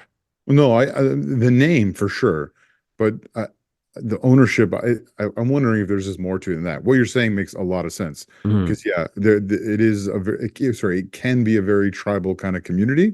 Yeah. which is not surprising because it's sport. But yeah, I wonder. It'll be interesting if we can find out more details on Oh that, yeah, or I over definitely the want to. yeah. The person I was speaking to didn't want to give too much more information, just the foothills were not behind it. So other rumors that's come out about the Calgary thing is that they might want to play out of McMahon Stadium, which I think would be insane and way too big. And you don't want it to look like Valor Games or Ottawa get good crowds, but the way that it's shown on TV, it makes it look like Yeah. no one's there. And like Valor in that big stadium for the crowds that they're getting, it's not ideal. The Whitecaps, when this was first mooted, and obviously no decisions come out for the Whitecaps yet, but I was told BC Place is not what we're looking at Hmm. because we'd like it to be a more intimate venue. And whether that is a Swan Guard, which is the immediate thing you think of. I mean, there's been discussions I've seen on Discord this week that they might want to play out Thunderbird, which I think would be a terrible idea. Well, yeah, it's not a good venue. Just for all aspects, getting Yeah. there, parking, the sight lines, you're so far away from the pitch. Yeah. I wouldn't like that at all. The fact the pitch has football markings on it, which the old McMahon Stadium turf has the football markings sewn into it, but apparently they're getting a new A one down new in one, yeah. 2025 that won't. So, but we'll see what happens there. The other thing was they're trying to maybe crowdfund to get fan ownership to raise like a $10 million bond to have for the team. So you were talking about how much money our owner's going to need to put in. Right. So if this is to be believed, 10 million in the bank to cover expenses and stability of the league for like 5 years. Yeah, that's Makes interesting. sense, but Yeah. But it's interesting that the foothills are not involved, and that there's these murmurings that, or the fact, maybe it's happening, that they are looking to crowdfund ownership, or it's not, oh no, sorry, crowdfund for operating costs or whatever. I mean, It- there are going to be a lot of clubs that look at like what TSS did and how much money they raised from the share ownership and think, oh, that could be a good model to go for. yeah, what's happened with all that money at TSS? Sorry, we don't have to go down that road right now. Sorry. Colin is happy for people to give him a call or to email him and ask that question. There you go. So always tell me to give out his number. I maybe won't do it in the podcast, but if you want to get in touch, and I'll put in touch. The last little tidbit, I don't know if this is out there, but this is something I was told, is that Macron is expected to be the shirt providers for the league. Yeah, I hadn't heard that until you told me. So that they seem to be lined up, which I'm delighted by because I love their jerseys. I think they do a great job, not just in the CPL but worldwide. When you look Yeah. at Macron jerseys, they are fantastic. That would be very exciting for the league. I'm excited by this. I'm looking forward to seeing there's going to be more announcements coming in the next few weeks. And if they go with Macron, they'll make money from that sponsorship deal. Yeah, that's true. And of course, then you have to separate from like the Whitecaps because they're with Adidas, so you'd have completely different jerseys and everything and branding. Yeah, actually, I was wondering because I was thinking about this. I thought, okay, I was like, it's not likely to be Nike because of the national teams, and it's not. I thought until you told me this, I thought it's not likely to be Macron because of their. What's the fairest way to categorize this? Somewhat animosity towards CPL CSB. So I thought, okay, maybe not Macron. And then I was like, well, Adidas would make sense because like for a club like the Whitecaps, it then helps them streamline, everything. It'll be interesting to see if it is a different supplier, like if it is Macron, if that what that means or what that does, or even just that, like, does that mean like the both won't be available like for purchase for like at the fan shop or BC Place, or they have I their would own think, fan yeah, shop, or I would hope they would be. yeah, oh But totally. You would, yeah, and like you want them to Macron be, for but- me, I'm not a fan of Adidas shirts. I've spoken about this before, and it's like I know you're a big Adidas guy, and talking about Adidas, Nike. I never mentioned this, but after we talked about stuff in the old last show, someone messaged me and said, "Zach's driving me crazy by pronouncing it Nike." Oh, as opposed to Said, Nike? why are you guys doing it? And I went, well, that's how we pronounce it in the UK. We say Nike. I went, I don't know if Zach's looking at it, how they say it in Germany or whatever, but they'd never heard it pronounced Nike before. They'd only heard it pronounced Nike. And it's Well- like there's Adidas and there's Adidas pronunciations. So Well, but and I always forget what I say because I've been here so long. And I Yeah. think in the UK we say No. Adidas, and here it's Adidas. No, well, here lots of people call it Adidas, but it's Adidas. It's a dude's name. Like it's a dude's first and last name put together. It's the proper I know your pronunciation. good friend Adolf. The proper pronunciation is Adidas. Yes. But when it comes to Nike, I do believe actually that if my memory is correct, I heard this a long, long time ago, that it is from the Greek word Nikos, like the Greek god or goddess Nikos or something like that. So then I think, yeah, technically it might be Nike. I'm not a fan of the brand. And so I often refer to it as Nike.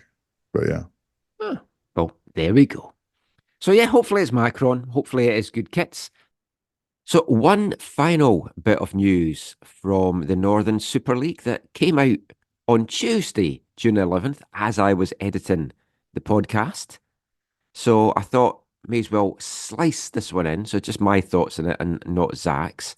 But the NSL announced really a groundbreaking multi-year media partnership with TSN, RDS and CBC, with TSN and CBC delivering a slate of games across all their platforms. Now, it does interestingly say across its platforms, and in CBC's case, it says across their national network and digital platforms. So this isn't guaranteeing that these games are just going to be on normal TSN and that they won't put some, at least, of these games on TSN Go or TSN Plus, whatever it's called, where you have to pay a little bit extra for it.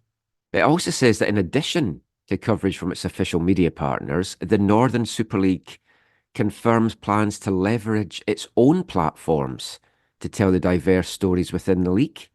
But considering the battle that the Canadian Premier League had to try and get eyes on it, yeah, they had their game of the week with CBC in their inaugural year.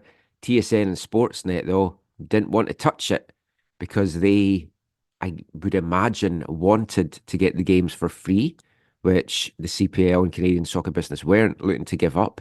So there's no details announced as to whether the NSL are giving TSN and CBC these games for free or whether they have paid for it, just that they have signed a partnership agreement to show the games, which ultimately is great for the league. It's great for the players. It will get eyeballs on the league, which is something that the CPL has severely suffered from getting by being on a pay service.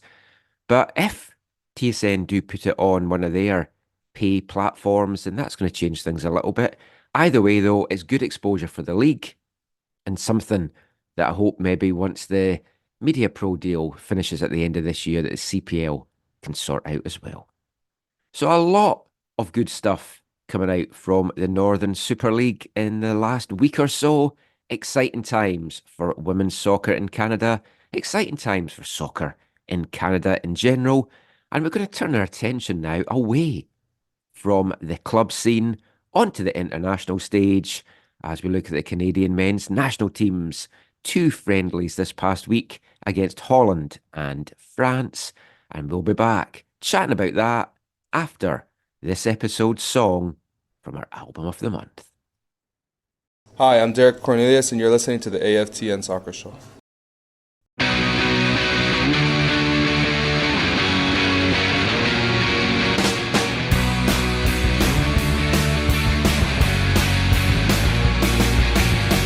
Granny dress, bleached hair, always nicks her underwear. She's kissing boys and girls, can't decide which she prefers. She has a lot, tries to seem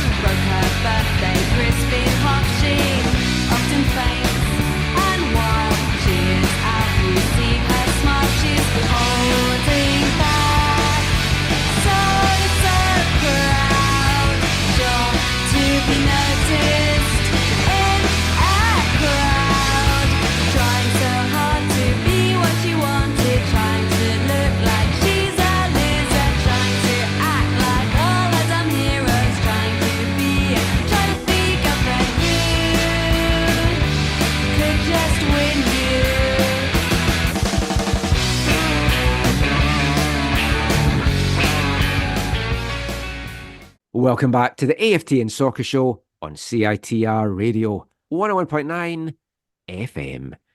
Brought to you in partnership with recoveryfamilylaw.ca. And kicking off this part, it's our song from our album of the month for the month of June here at AFTN from English band Heavenly, their final album released in 1996, Operation Heavenly. This is a song that was also released as a split 7-inch single with Scottish band Biss, which I have. Song called Trophy Girlfriend. But it's got me thinking, Zach, what do you think is the sexiest football trophy? What would you like to take to bed with you?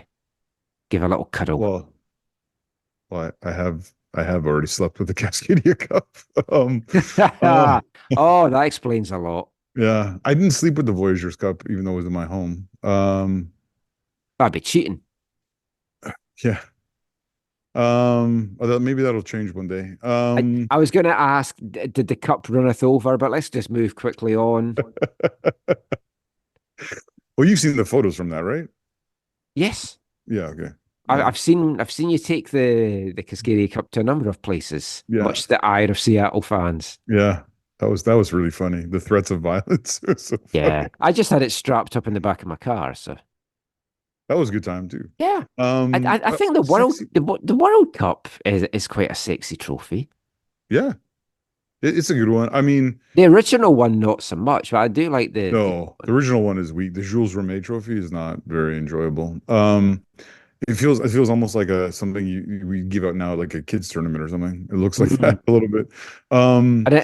We obviously won't go into the microwave plate that the CPL had initially. That's not in the running. To be fair, though, I think it was good how they kind of embraced the fans' playfulness with that, and also they realized their error and they made it a much better, proper, nicer trophy. And so you live and you learn. And I think it was foolish. The initial part was very foolish from them, but I think the follow through was actually quite good. And now there's a really great trophy. Was Cavalry the first lift and new trophy? Yeah, last year. Well, they were the first to win the new trophy for the regular. For the league, right? The league one. Whereas Forge were the ones to lift the replacement for the microwave plate. Yeah. When was that though? Was that last year too? Yeah. Yeah. Okay. To me, there's. I mean, if you want to think who won the CPL one year, Forge is a good guess. No, I know, but there's that iconic moment with Tommy Wheeldon in front of his team with the shield that they use everywhere in Calgary.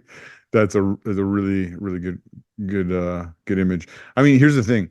Partly because of its significance and prominence, the Champions League trophy is an amazing trophy that leagues like MLS and other leagues have kind of copied, to make their trophies look quite similar to it. It's a pretty good one. Even the European Cup that's going to be played for this summer is a good one. The Copel one is kind of weird. I've just googled that just now because we were just talking. I mean, we're going to talk about Canada and Copa and stuff in this part. I was like, I don't know what the Copa America trophy looks like. Now that I've googled it, an urn. Yeah, it's not a great one. Is the Gold Cup still the same one? It's not the same as when Canada won. I think they made that look like the Champions League too, right? Because the one that Canada won in 2000 for the Gold Cup was no, I wouldn't say I like it, but it was unique. It was ginormous. That one's dangerous, man. You turn around in the locker room while you're celebrating and really hurt someone with that thing. But yeah, let us know what your favorite trophies in the world of football are, and what one do you think is the sexiest? Can you find a trophy sexy? I think you can. I mean, the World Cup's very phallic looking. Yeah, I mean, I don't think of it that way. It's like the globe up by the people holding it up, right? Like, yeah. I like that imagery. I was just thinking about a big bulbous head. Anyway, let's move off trophies. Let's turn our attention to international football. Canada played 2 friendlies this week against 2 European giants. Let's just talk about the second game. What? They lost. I'm kidding. They lost the first match 4-0 against Holland. Now, I was Mhm. disappointed in the result. I was hoping it was going to be 5 because Scotland also lost 4-0, and I wanted to be like, ha, Scotland's better than Canada. But I will say Scotland had more chances in their game against Holland and were very unfortunate not to score 2 or 3 goals. Can't really say the same for Canada, who were not in that game against Holland as much of an attacking threat. I mean, they weren't really in the game against France as much of an attacking threat either, but they did come away with a 0-0 draw in that one. Or as one soccer's tweet classed it, Canada win 0-0 against France, which is the kind of attitude I hate, I have to say. Yeah. There's definitely positive you can take from the performance, but you kind of don't want to shape the narrative in that way. No. Um, But we'll have a quick chat about the 2 games, Jesse Marsh's tactics, a few of the individual performances, touch a little bit on maybe some perhaps unrealistic expectations from fans, or should we be challenging the team more? Because Copa America is kicking off next week. Argentina first up on the 20th of June. That's obviously going to be a very, very tough out. And I mean, after the Holland game, I was certainly fearing the worst for this Argentina game. After the France game, it's like, maybe not as bad as I was thinking, but that's what football does to you. in the end, Michael, they played 3 respectable 3 good halves. Yeah, 3 good halves of football.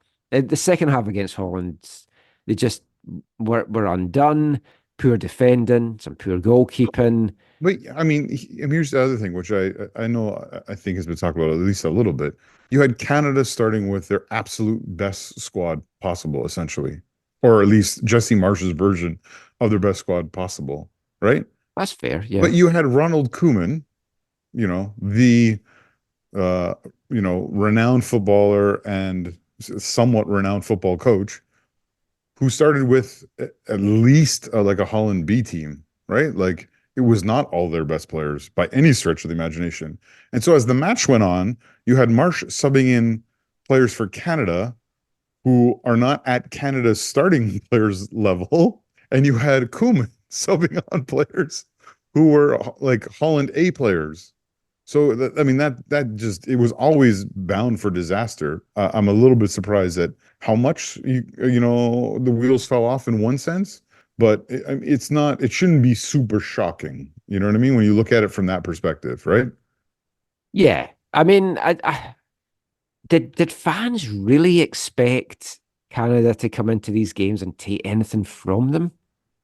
Dude, I think if you had said to Voyageurs and Canadian fans before these, you're going to come out and you're going to have a draw and you're only going to concede 4 goals, I think they would have bit your hand off for that. Yeah. If you said you're going to lose the first game 4-0, folk would be like, no, we're better than that. But like Holland were obviously great back in the day. Then they went through a kind of rebuilding spell, as a lot of the top countries in the world do. And then this is a very good Dutch team. A very good Dutch team. I'd be interesting to see if people would really reply to this, but I want to know who listens. The people listen to our show, who for them this was their discovery of Jeremy Frimpong.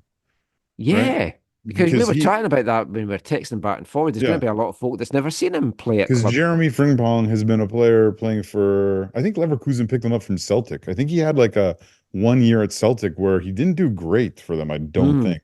But he's so incredibly fast. And for Leverkusen for now 2 or 3 or maybe even 4, I can't remember how long he's been there. He's been a really good player for them and just has ramped up like his development. He's kept on getting better and better. I've talked about it on the show because, or I at least told you, I was very disappointed having gone to, was it all the Dutch game, all the first 4 Dutch games? I went to at least 3 of the first 4 Holland games at the World Cup in Doha, and he didn't feature at all. And then he didn't feature at all in the whole tournament. Now, obviously, Dumfries at Inter is great. He's not nearly as fast as Frimpong, but he's very fast and probably more skilled, especially defensively and whatever. But I was really surprised that he got no time at that World Cup at all. But you saw who he is. You saw he was so crucial for Leverkusen this year, playing that right back, right wing back, right winger role. And Coleman had him like playing more of an attacking role in this game, and he was deadly, setting things up, scoring himself. It was fun to watch. But yeah, if you watch the game, you're like, this is the first I've ever seen this player. Send me a tweet or use hashtag first time Frimpong. But the thing I saw a lot of folks saying the thing with Frimpong is it's like Alphonso Davies was going up against a player that knows him Yes. from club football Oh, yeah. and knew how to deal with him and knew how to handle Well, him, and it showed. Oh, totally. And I mean, he had to be fair, he had Geertruida behind him, and Geertruida is not an A player for Holland, but he is a very good player. Now, for Kirk and I, when we play EAFC, Frimpong and Geertruida are both current players for us at Bayern because we appreciate them. Frimpong's our starting right back. Geertruida's our secondary right back and can play center back and whatever. So not only did he know how to play him, but he had a person playing behind him who was very quick and not as quick as Alfonso, obviously, but very quick and very sound defensively. And so that like really helped him. And like you said, yeah, in the 2 meetings they had this year, Frimpong took 4 out of 6 points from Davies Bayern, right? So yeah, there was a lot. He knew how to handle him. He knew what he would be facing. I mean, talking of Fonzie, I may as well mention this now. Obviously, there was a lot of questions going into this game as to where exactly would Fonzie play. Well, didn't Marsh come out and say system. didn't Marsh initially, like a few weeks, like when he first got the job, come out and say, I don't see him as a left back? I'm not sure. I thought he did somewhere. Genuinely not Maybe sure I'm wrong. about Maybe that. I'm wrong. Yeah. But in the build up to this, because I was working last week every day, so I wasn't able to go on the pre-game call with Jesse Marsh, and Fonzie was on it as well. But they both spoke about, Fonzie spoke about how Jesse Marsh had challenged him and asked him questions that he had to really think about and challenged him in ways that people haven't challenged him and asked him stuff before as to where do you see yourself fitting in? What does playing for Canada mean for you, and wearing the captain's armband and all that kind of stuff. So that was nice to hear. I think left back is where he should be playing, just because that's where he's playing his club football. Yeah, I don't wholeheartedly disagree with that for sure.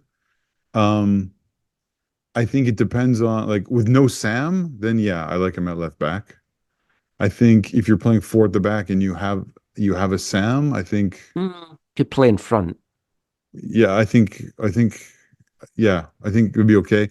I think for Fonzie, maybe you look at it and you're like, okay, so Liam Miller's playing in front of me, right? And you're like, nothing against Liam Miller, but he's not. I mean, he had the best chance in the France game, but so again, I appreciate Liam Miller, but if you're Fonzie, maybe you're looking at that and being like, that's where I should be in this team, you know? I should be further forward. I should be, you know. Alphonso Davies had a really poor club season this year, right? And I say that as someone whose first love in club football is Bayern Munich. But his best moment, in fact, the Bayern's goal of the month for May, did come from him playing left wing, right? In the Champions League semifinals, and so there is. I don't think he'll always play left back for Canada. However, what I will say though, Michael, is he does, because I mean, in this Holland game, he was poor. Like he was very, like, it wasn't just Frimpong got the better of him, and so Frimpong outdid him. Like, just Davies in general was poor in the game, which I feel bad saying, but it's the truth. He did not look good, and it felt to me, and maybe you'll disagree, but I feel like the armband like weighed him down. I don't think, number one, I don't think he should be the captain of this squad. And I think he can be freer and be maybe better without it. Like, I think it places an undue burden. I mean, we knew Fonzie when he played in Vancouver, right? We knew about him. We knew how he kind of conducted himself. We knew his role within the team. We knew how he connected with other people and didn't whatever. Like we knew all that. I don't know him. I don't know him now, right? We don't know him now and how he is, in training and off the pitch and all this kind of stuff. So maybe it is a thing, and then maybe that's why Marsh asked him all those kind of detailed questions, is to figure out, okay, if I don't give this guy the captaincy, is he going to be able to handle that, right? Or is he going to be like, I'm the best player at the best club, I deserved it, I should have it, you know what I mean? Like, so, but I don't think he should be the captain, and I say that as someone who really likes him. Yeah, I don't think he should either.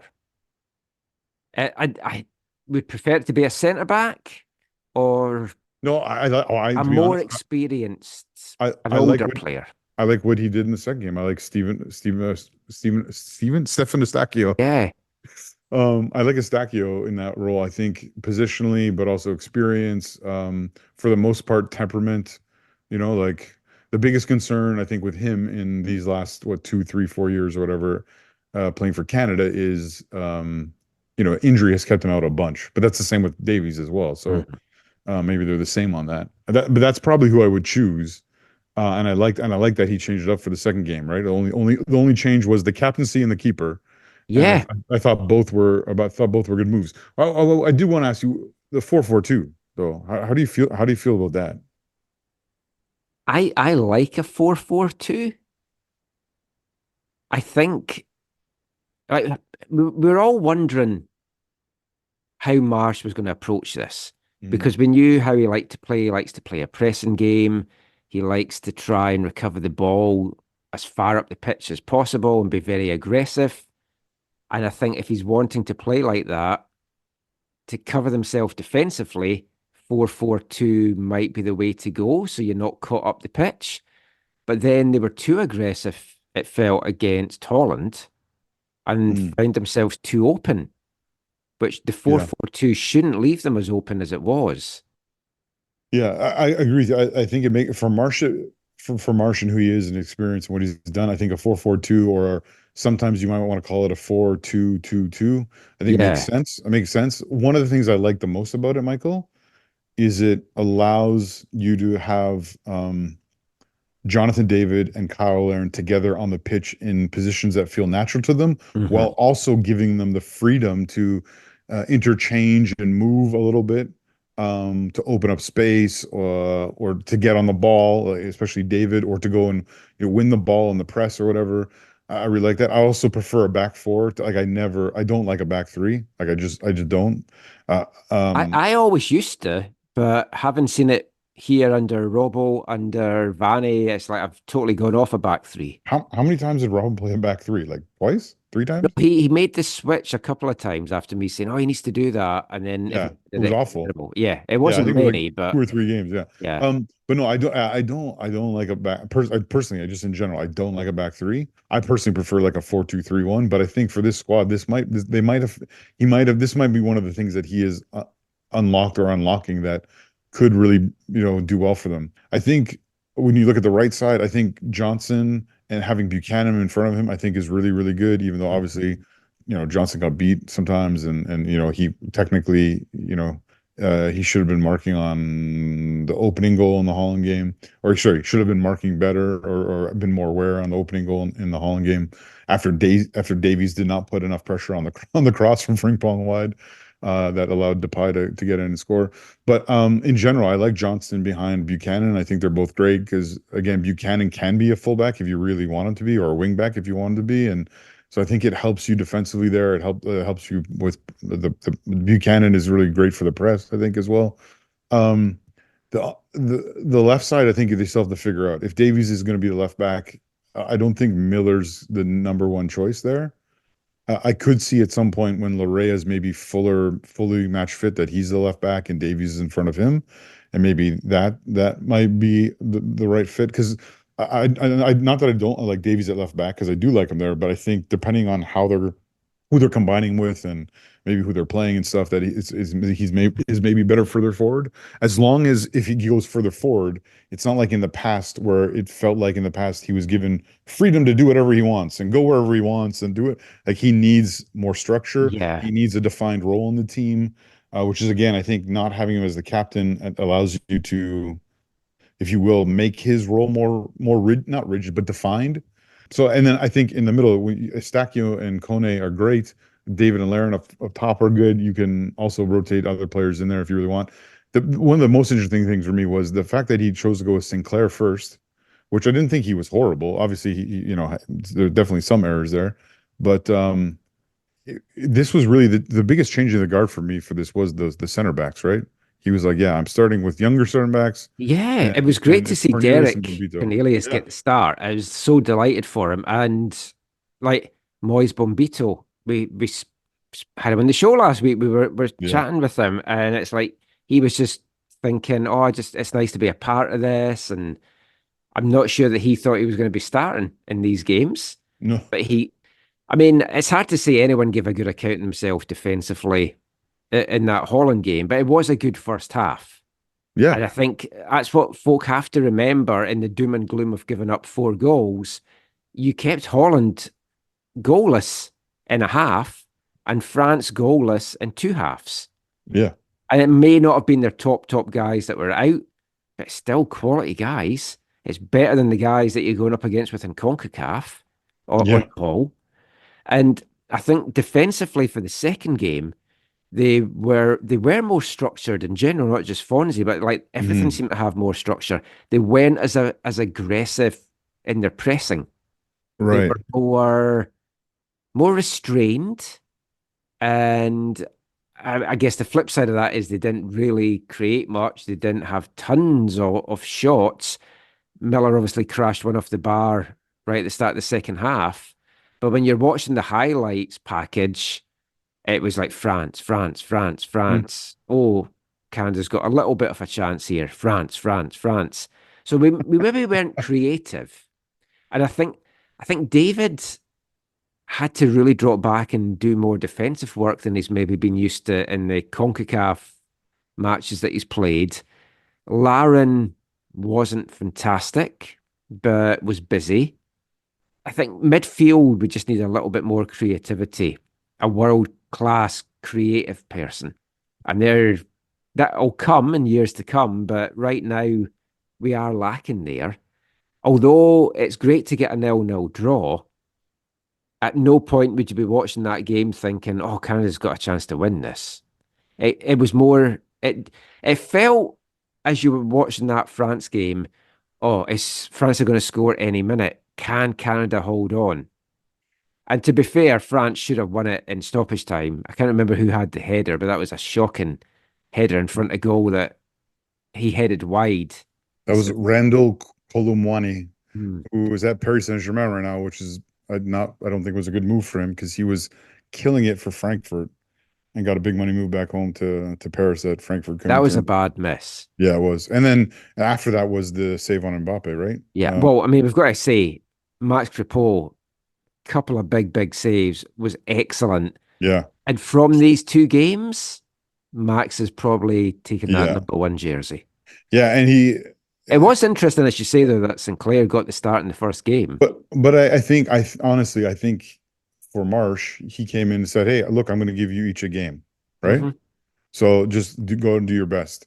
The crazy thing is, these are 2 players we look at every week in MLS, and Max Crepeau exceeded his performances in MLS, while Dane Sinclair was at least debatably below par, below his performance in MLS. So they kind of had the opposite. So it'd be interesting to see if this changes their form in league play, but also for Marsh, you assume it's definitive and that Crepeau will now take over the number 1, but it'll be interesting to see how that all works itself out. The thing with Crepeau starting the second game, I mean, for me, I would have had France as the better team than Holland. Mm-hmm. So you'd want to maybe think, oh, Max is the better keeper, let's give him the French game. So I think that made sense. The reaction of some of the fan base after that defeat against Holland, I get it. And I get that you want to hold the team to high standards and you want to see advancement, because it does feel like we've regressed from that team that won the Octo. and we haven't taken the steps forward that we hoped that we would be taking.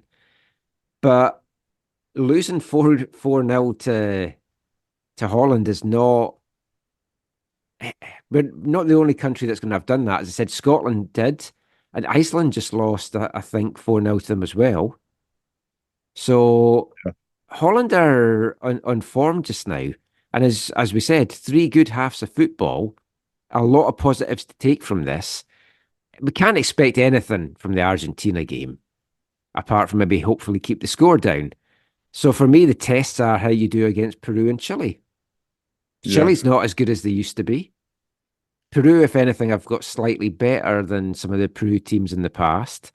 But I think that they're 2 good tests. I think it's still 2 teams that are better than Canada. But we're only going to get better by playing these matches, learning from these matches, and adapting and changing from these matches. Yeah. Can I make one more comment about players? Like you, Michael, I assume I was really sad to not see Thelonious Bear get on. I understand. Yeah. I was sad not seeing him on the pitch. I found it was interesting in the Holland game that Marsh gave Brim some time, which I totally respect and I totally understand. Look, the dude right now is playing in Holland, right? He's at Sparta Rotterdam. He had like an underperforming season, right? He made something like 30 plus appearances with only 4 goals and 2 assists. And I think a couple of those goals came in like he had like a couple, like one of them was like a 2-goal game, I think. So he kind of underperformed there on the year, but I think he wanted to let them play. You know, the game was at the Cup. It was at the Feyenoord Rotterdam's home stadium, so like his rivals' home stadium. But so I understand him getting in. Obviously, I think he was one of the performances that I think a lot of people were down on, which I felt kind of bad for him because he was sort of, I think he was playing on the right wing if I remember when he came on, so he wasn't even in like his optimal position. But yeah, so it was kind of. In one sense, I'm glad he got that chance or that half or whatever it was. But again, a little sad for Theo Bear, and hope that maybe at some point in the Copa or whatever he can get onto the field and maybe make a contribution, because he has been great, obviously, to watch in this part of his career from afar and see him grow and develop. And he's like 6'4", right? He's a massive dude who I think can be at least in this stage, in this moment, a valuable later in game. We need a goal. We need someone who's big, but also technically gifted. Defenses. Yeah. So I really hope he gets. You might be watching him in Bundesliga next season. The rumors are to be believed. I've heard some rumblings about that. Yeah, St. Pauli. So yeah, I was disappointed he didn't get any playing time. Marsh has said that he might make a couple of changes to the squad for Copa, and you wonder maybe Sam is going to be good to go and bring him in. That's maybe a bit of a risk. Is Sam playing WFC2 that I know about? No. Yeah, I mean, the dude's not match fit, man. No. You're not going to bring him to the Copa, are you? I wouldn't. When he's not match fit. I mean, that was one of the names I saw thrown out there, but I wouldn't think so. If he's looking to add another couple, Corbino, I guess, could be one as well. Yeah. Oh, that could be interesting. Obviously, I would love for Sam to have the opportunity to Copa. I just think from a coaching perspective, it doesn't totally make sense in this moment. No. It's a long tournament, though. Well, maybe not for Canada. I was going to say, is that prophetic, Michael? Or I think that's it for our Canadian chat just now. We've got one more part to go, and we'll be talking CPL, a little bit more international football, and bring you this episode's wavelength.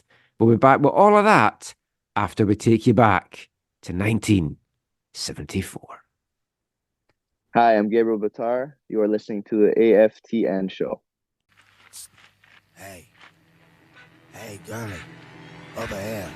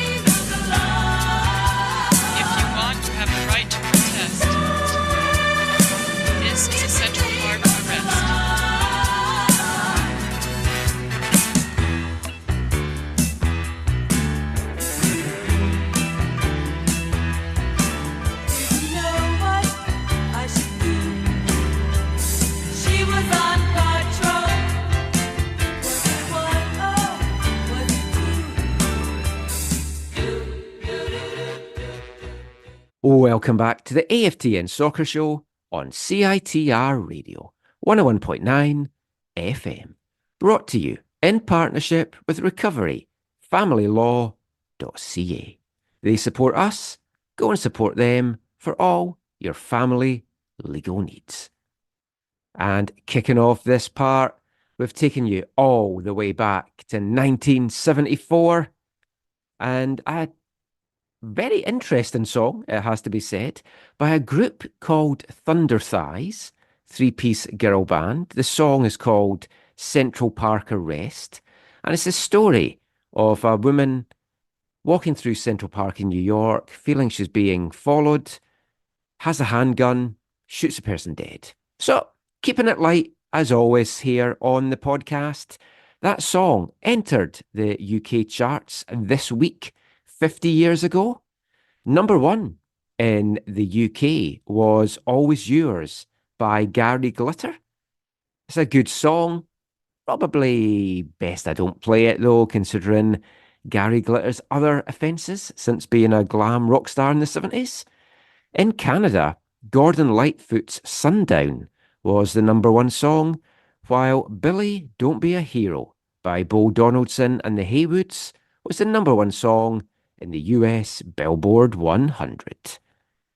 But let's take you back to this week in Whitecapsland, 1974, and an intriguing week. It was just a one-match week for the Whitecaps, which was always nice in the busy NASL schedule. Before we get into that match, we're going to be covering the period from Monday, June 10th, 1974, to Sunday, June 16th. And in the build-up to that game on the weekend, the Whitecaps were going to be playing the number one team in the East, Baltimore Comets, another new team. But in the build-up to this, there was some confusion, and the Province ran an article on Wednesday, June 12th, entitled "Someone Up There Hates the Whitecaps." And it all stemmed from the fact that there was some confusion in North American soccer, as nobody was more confused than Vancouver Whitecaps' very own Bobby Lenarduzzi. Because in the Mail on Tuesday, the 19-year-old centre-back received a notice from NASL headquarters telling him that he had been fined $25 after being cautioned by the referee in the May 27th game. Nothing unusual or confusing by that, you may think, except the game in question was Denver and St. Louis. So the Whitecaps weren't even involved. They were playing down in LA that day. So it's not just MLS and some of the other leagues in modern day football that can't tell their arse from their elbow. Way back then, the NASL were pretty much the same. So the Whitecaps had one game this week, 50 years ago. It took place at Empire Stadium on Sunday, June 16th. 6,130 fans were in attendance to see the Whitecaps come away with a 4-1 victory against the Baltimore Comets. And heading into this one, all the talk had been around Baltimore Comets striker Peter Sylvester, on loan to Baltimore from Southend United. He was leading the NASL with 7 goals, which was the exact same number of goals the Whitecaps has scored as a team so far this season.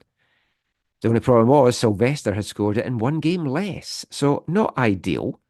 But everyone was trying to make sure that they were able to keep Sylvester off the score sheet in this one. And thankfully for the Whitecaps, they did. Baltimore actually took the lead in this one in the 23rd minute. Hank Kazmierski opening the scoring for the visitors in only their second chance going forward.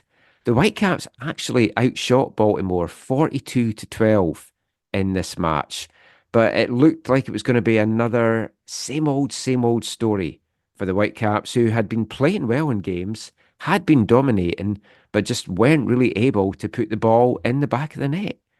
That changed though in this game, as after going one behind, Brian Gant finally got the Whitecaps on the score sheet in the 40th minute trapping a Sam Lenarduzzi cross and sending a low drive into the bottom left corner to send the teams in level at half-time. Gant got his second of the game and made it 2-1 for the Whitecaps in the 54th minute, scoring in a goal-mouth scramble. Victor Cordea then fired home his second goal of the season and the Whitecaps' third in this game in the 82nd minute. And Bruce Wilson got his first goal as a Whitecap a minute from full time. The Whitecaps 4-1 victors and reaching the midway point of their inaugural NASL season, finishing at the halfway point with 3 wins, 6 losses, 1 tiebreaker win, 11 bonus points, and 32 points in total. They were, though, sitting bottom of the 4-team Western Division with a lot of work to do in the second half of the season, and Whitecaps ownership were going to have a post-mortem on the first half of the season in the coming week just to see what's gone well, what's gone wrong, and what changes would need to be made. Will it be successful? We'll find out in future episodes of the show, but that was this week in Whitecapsland 1974. So that isn't all for the 1974 chat for this show, though, Zach, because we've something else to talk about. Do you know what else happened this week 50 years ago in a football sense? Well, the World Cup was happening, right? It kicked off 50 years ago this week. The action got underway on the 13th of June as 62,000 fans packed in to the walled stadium in Frankfurt for the Group 2 game between Brazil and Yugoslavia. Oh, because yes, Michael, that's in the era when the holders kicked off the tournament, not the hosts.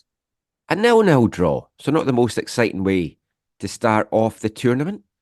In Vancouver, games, or select games anyway, were being shown live up at the P&E Forum at Exhibition Park, live via satellite from Germany on a giant colour screen as it was advertised, with no home TV showing the tournament here in Canada, just showing exactly how much has changed.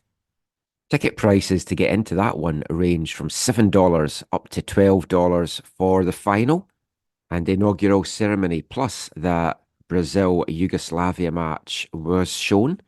Wow. There you Now, go. this is the first World Cup that I remember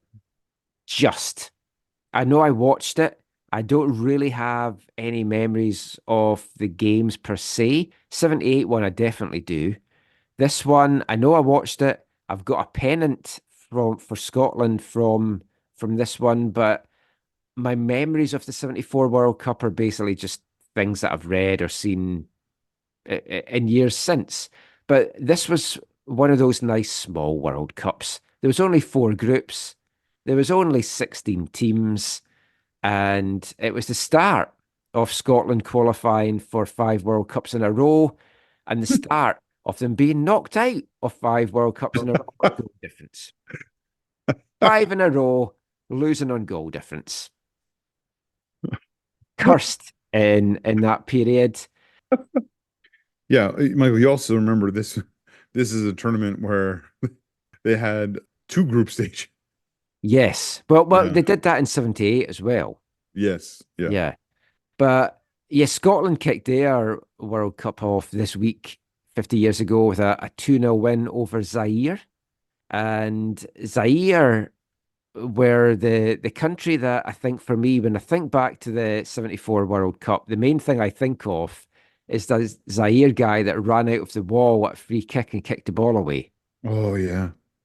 But they got thumped by Yugoslavia 9-0, whereas Scotland only beat Zaire 2-0 and Brazil beat Zaire 3-0, and it was that goal difference that cost Scotland in the end. I share a funny thing on Twitter. There's a Scottish guy that lives in Austin, Texas now called Alistair McAllister. That's not his real name. And weird thing is, at my day job, last year, I think it was. I was chatting to somebody that is friends with Alistair McAllister, and he went, "Oh, have you heard of him?" And I was like, "Oh, I've seen his stuff." So he's based in Austin, Texas, and he does like comedy commentary from old games and stuff. So I shared one today from the 74 World Cup with featuring Scotland and stuff. So check that out on Twitter. But yeah, the World Cup in Germany kicked off 50 years ago this week. So we'll cover that over this month. June 14th, there was 3 matches played with both Germany's West and East in action.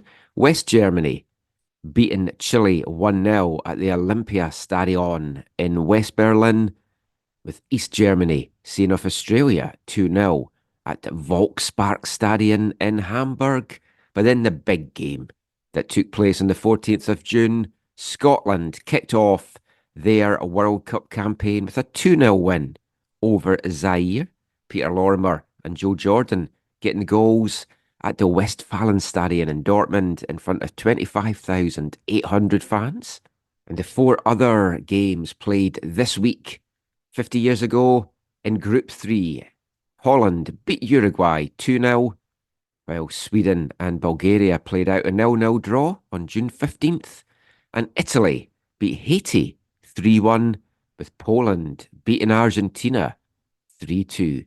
That would be a much different outcome, I think, in those 2 matches all these years later. Can I ask you one World Cup 74 trivia question? Oh yeah, I mean, it's been too long since we've done trivia. Michael, according to Wikipedia, how many own goals were scored in the 1974 World Cup? Ooh, 1. I was going to say none, but I'm going with 1.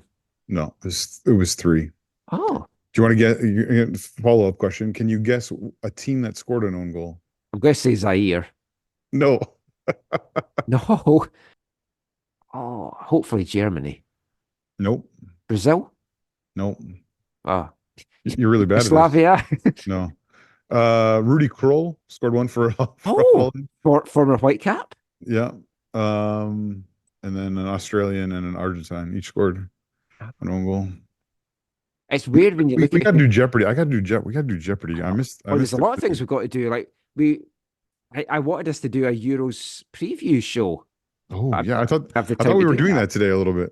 Yeah, well, I wanted I've got to mention the Euros kicking off on Friday. I'm hoping we can maybe get something done as an extra podcast, but we're both super busy, and we would need a few others as well. So I know an English guy can bring on. I might be able to do Thursday night if you want. Okay.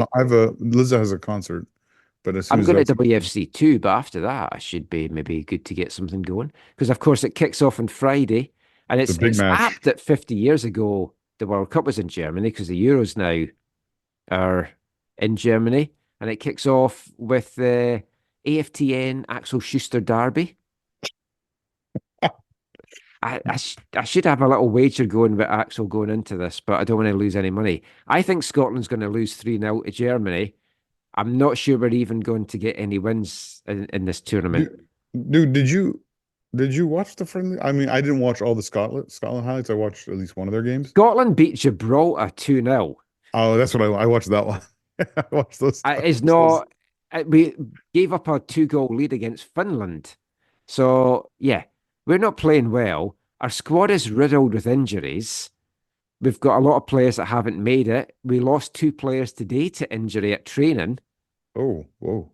Yeah. And they've brought in Lewis Morgan from New York Red Bulls. Oh, right. Yes. To which all the Scottish folk were like, who's Lewis Morgan? Why are you bringing players in from MLS? Which is the whole issue with Ryan Gauld.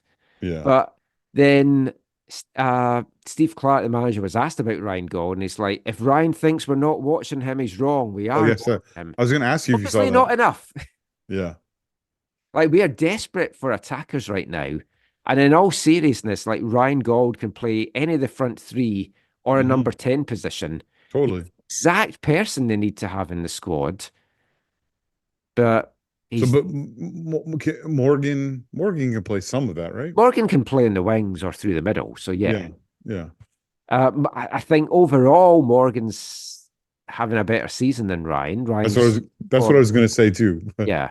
I did. Yeah. Ryan started strong, dipped, and he's good again. But I think Lewis Morgan's been more consistent. So I'm totally fine with that. But what's your prediction for Friday? Mine's just 3-0 Germany. No, dude. I mean, for a second game in a row, second match against them in a row, we tied Ukraine. This one was 0-0 as opposed to the 3-3 that we had a while ago. And then we beat Greece 2-1 after going down a goal, which was it's almost deja vu of the Champions League semifinal for Neuer, where he gave up a really poor rebound for a goal. But then we've no Dykes. I'm not. Yeah, I mean, I want to be confident and brash and say, oh yeah, 2-0, 3-0 for sure. But I think if we're lucky, I mean, the other problem is Nagelsmann has named Gundogan the captain, but Gundogan isn't really working in this setup. Like it's not clicking. It has not clicked. And now can you really drop the guy who's the captain? Right? Or I don't agree with this, but some other people in the Vancouver podcasting media scene have stated publicly they think Neuer should be dropped in favor of Marc-Andre ter Stegen, which is understandable based on the evidence, but based on the style of play, I think you want Manuel Neuer to be your sweeper keeper, even if he's maybe not as sure as the shot stopper that he once was. So it'll be interesting. Let's just say you say 3-0. I should say 2-1. I'll say 3-1 Germany. But if you won 2-1 or 3-2, I wouldn't be shocked. I would be. Like, Lyndon Dykes is out. He's missing the tournament. So a lot is on Lawrence Shankland as our striker, and he's one of the two that got injured today at training. Oh. Or so they say. Well, bring on Gold. Can you still do that? I'm not sure. I think probably before it starts, there is an injury thing that you can switch it out. I guess they're maybe going to have to wait and see. But then you're bringing a guy in that's never played with any of these guys for years. I'm surprised you haven't brought Gold a ticket to Munich. Just get on the plane. Show up. Hey, we've got a big game coming up on Saturday. Oh, right. Yeah. New England. Right. What's more important? Whitecaps. He could go to a tournament and play against the England, or he could play in the league against. Oh, that's true. Yeah. I mean, as long as England get hammered, I'll be happy. Whatever happens. But this is going to bring us to. Are we going to be FaceTiming? I guess you don't have an iPhone. Are we going to be Zooming during this? I don't know, because we'll be at different times. I think I have to watch at home because. Yeah. Where are you? I'll just watch from home. You can just text. Oh, I think we should. We'll be at different times. We usually are. Someone's a few seconds ahead of someone else. Oh, I see what you're saying. I thought you were like, oh, it's different times. You don't want to hear what I'm going to say. Oh, it is different times. I'll be bringing out all my German bombers. We should go on X and do like one of those whatever talking things or video things or. Oh yeah, the live at halftime. I don't know if I can do it the full time because I think I have to leave. Oh. At halftime, maybe. Hey, maybe I'll look into that. Yeah. But all this chat about the Euros brings me to this episode's wavelength a little bit earlier than the very last thing of the show. And I'm playing songs for the Euros all month long. And yes, they will all be Scottish songs. I'm trying to get the more optimistic ones out of the way early, because after the first game, my optimism will have gone. And I mentioned Alistair McAllister, and he actually features in this episode's wavelength. It's a band called the Tartan Specials, which is also an old beer that used to exist in Scotland called Tartan Special. And they've been writing football songs for years. They describe themselves as the world's premier Scottish football-themed rock band. And they've got a whole album out of songs for the Euros. This is one of them, Tartan Specials, featuring Alistair McAllister. Not just here for the beer.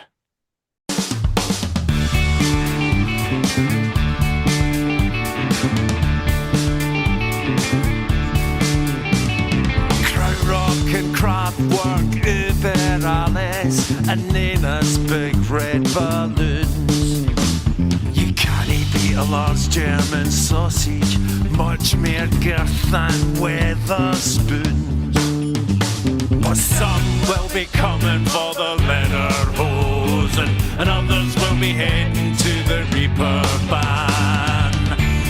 just here for a German baby. We're here to hammer Europe's very best. We're only here for the Jägermeister, but when we win, we'll stay till Oktoberfest.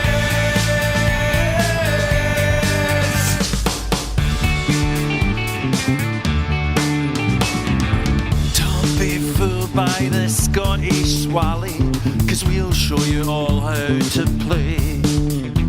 That's when we release our secret mug sauce, the magnificent McTominay. But some will be coming for the leather hose and are heading straight to Berlin at the Kit Kat Club. We're not just here for the German baby, we're here to hammer Europe's very best. We're only here for the Jägermeister, but when we win, we'll stay till Oktoberfest.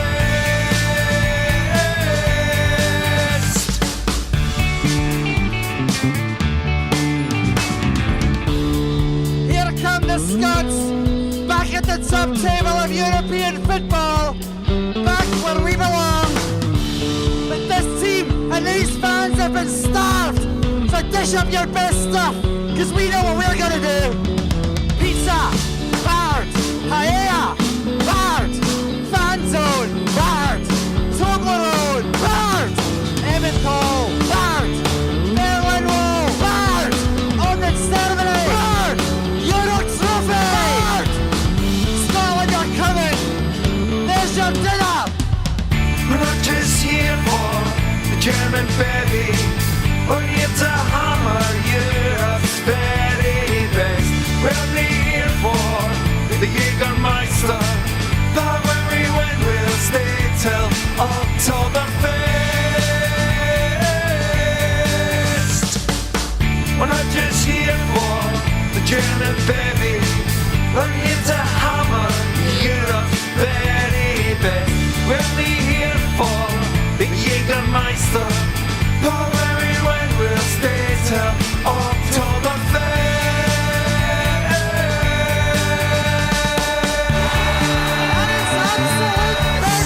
As the Scots celebrate a momentous victory! Auf Wiedersehen, misery! Guten Tag, glory! Tartan Specials, not just here for the beer. Scotland looking to make an impact. I'm not confident. My fellow Scots and my friends think we're going to do well. We've never got out of the group stage at a major tournament. With 3 of the 4 potentially getting out, they've got a chance, but I don't know. I'm going into this quite doom and gloom. I just don't feel we're good enough. Hopefully I get proved wrong. So that is pretty much it for the show, but we'll finish with a little CPL chat because it was a good result for Vancouver FC at the weekend. Zach, I would say experimental starting lineup from Afshin Goatby, throwing a couple of the young guns in there. Very young bench as well. Going to take on York, trailing in the game twice, coming away with a very good point, and had chances to win it in the end as well.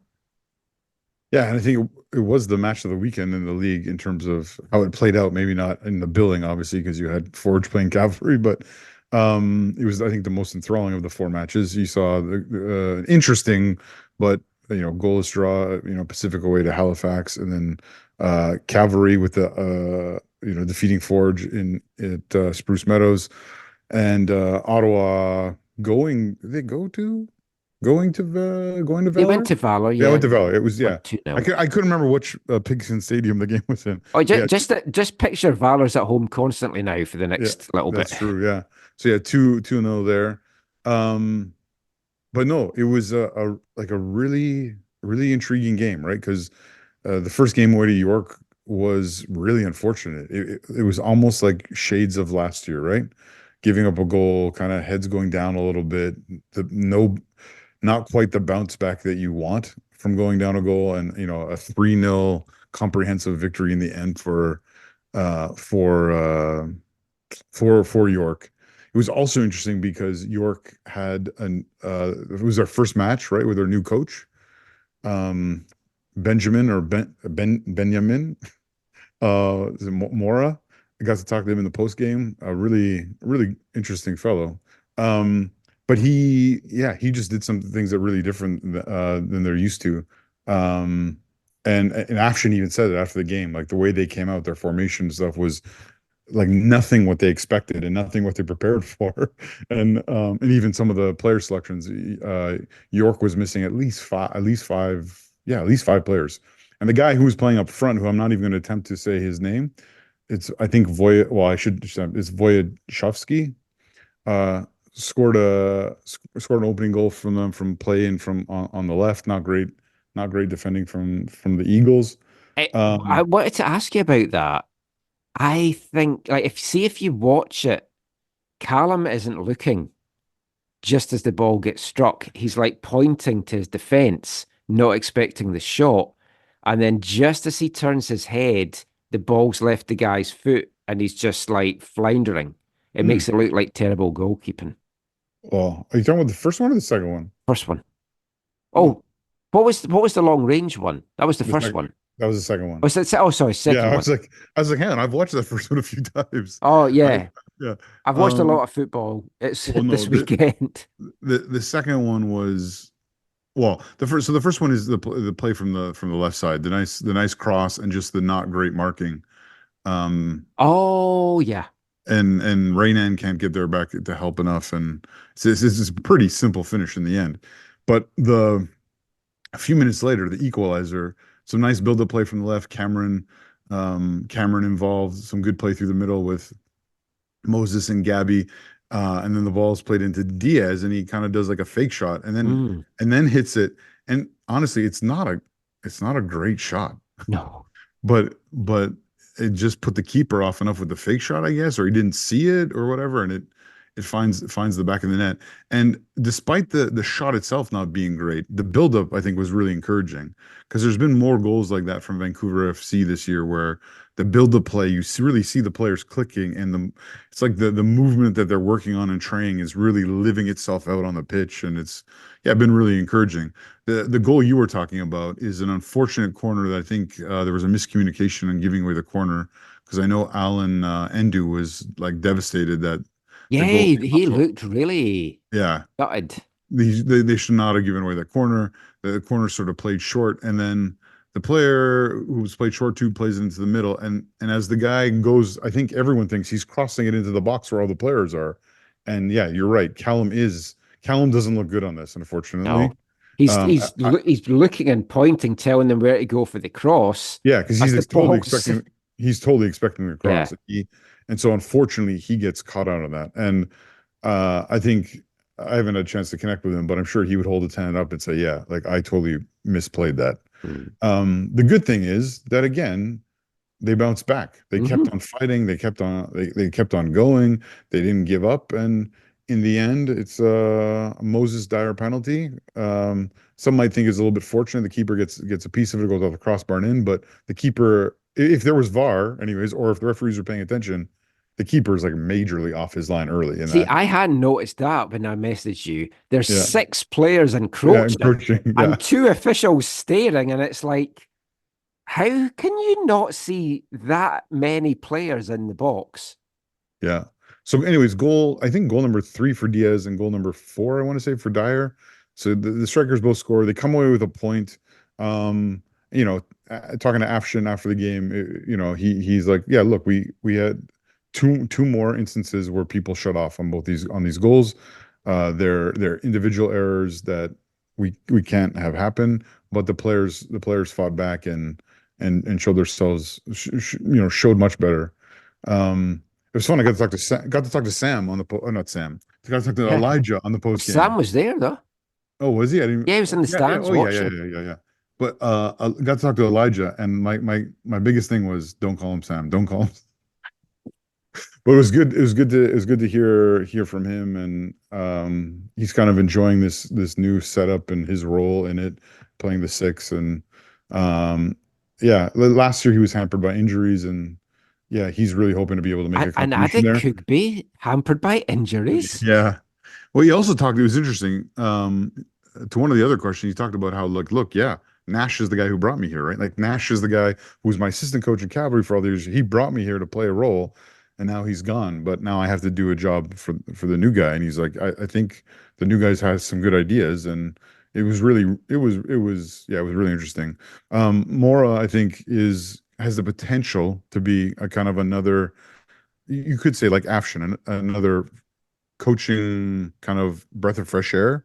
Obviously, part of the counterpoint to that is, look, it's another non-Canadian in a coaching role in the league that might make some people frustrated, which is understandable. But you also have to remember this club was just bought by Mexicans, and they're trying to bring in people that will do things in the way that they want, and it's in another sense it's understandable. But he has big ambitions, and he spoke highly about what he wants from his players and where he sees the club going. And I mean, it's for now it's just words, obviously, but it's I think York United fans, insert joke about there aren't a huge number of them at the moment, but I think he is taking them in a good way, and there's a lot of potential there. And some of the players they brought in, and some of I think what they're going to do, I think they can make some noise in an 8-team CPL standings. And so it'll be interesting to see how their story continues to progress throughout the year.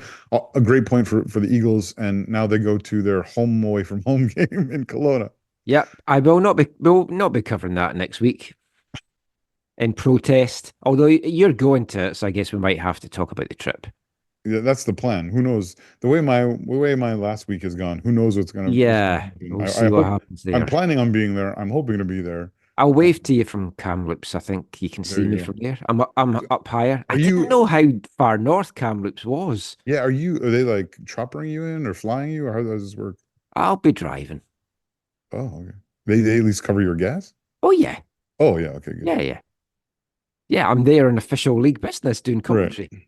But do you have to sleep on campus, or they give you? Well, the second game kicks off at 6, so it's going to finish at 8. So I thought was about staying, but man, it's like expensive.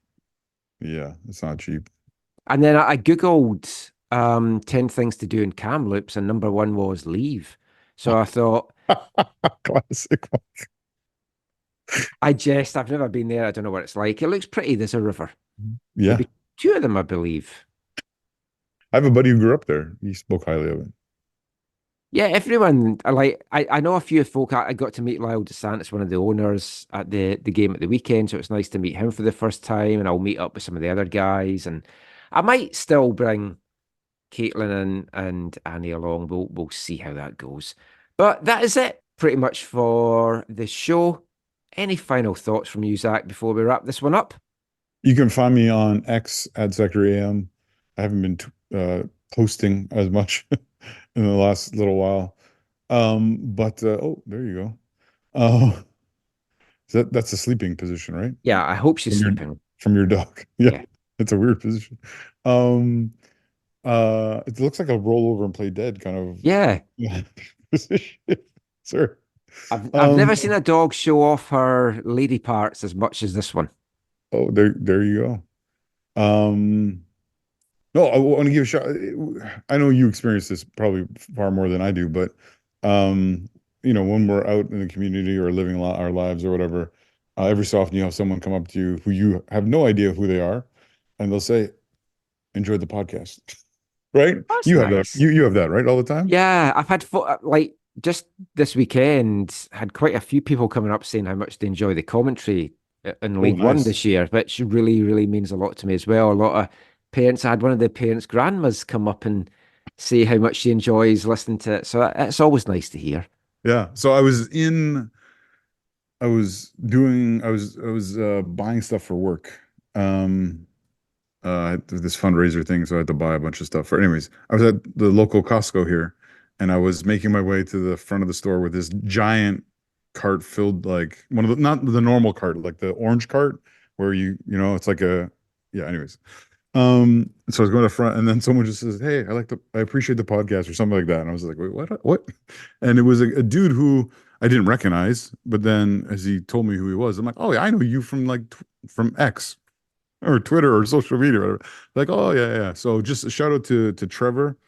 It was good. It was good to meet you, and yeah, I hopefully we get to hang out at an Eagles game at some point down the road. But yeah, thank you for listening, and thanks to everyone who listens. I know we probably don't say this enough, but like we appreciate that you listen, and we appreciate your feedback, even when it's criticism or critique. Yeah, we greatly appreciate that, and yeah, I think you and I, Michael, would probably sit and talk to each other about football, even if there wasn't a show. Yeah. But a significant reason we do it is because there are people who listen to it. So thanks to all of you. Bafflingly, but yeah. But no, yeah, we do obviously appreciate everyone. It's been such a busy time as well. It's like the past 4 weeks, I've been working 4 to 5 weekdays at my day job and then doing commentary at games and the days that I'm not working. So it's been a very tiring few weeks. Always so much football to watch there, and can't complain. Love it. Love doing the commentary. Really enjoying League One this year as well. It's just been fantastic. Get out. Whitecaps 2 are playing on Thursday night at Swangard. If you're around, then there's a couple of games this weekend in League One. And yeah, just get out, support it. Thank you for supporting us on the podcast. We'll try and get an extra podcast out this week around the Euros. If not before the Germany game, we'll try and do it after the Germany game. And I really think you just want to leave it this way so that if Scotland beats Germany, we can do it after, and you can be like, oh, if Scotland beat Germany, the whole next episode of this is going to be 3 hours of me going, suck it, 2 world wars and a Euros championship and stuff. oh my goodness. That's more the English things that do that. But yeah, it would be nice. I can't wait. If we beat Germany, I can't wait to see Axel Schuster next. That's all I'll say. Gentle ribbing. Of course. But we will be back with another episode soon. Until then, thanks for listening. Take care. It's 1:44 in the morning now, so maybe get to bed as well. And we'll be back soon. Bye, everybody.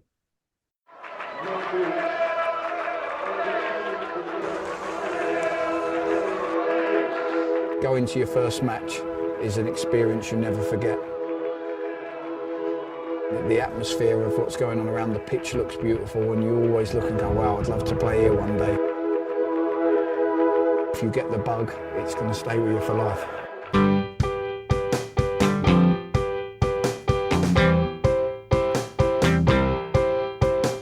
10 minutes left. Yeah.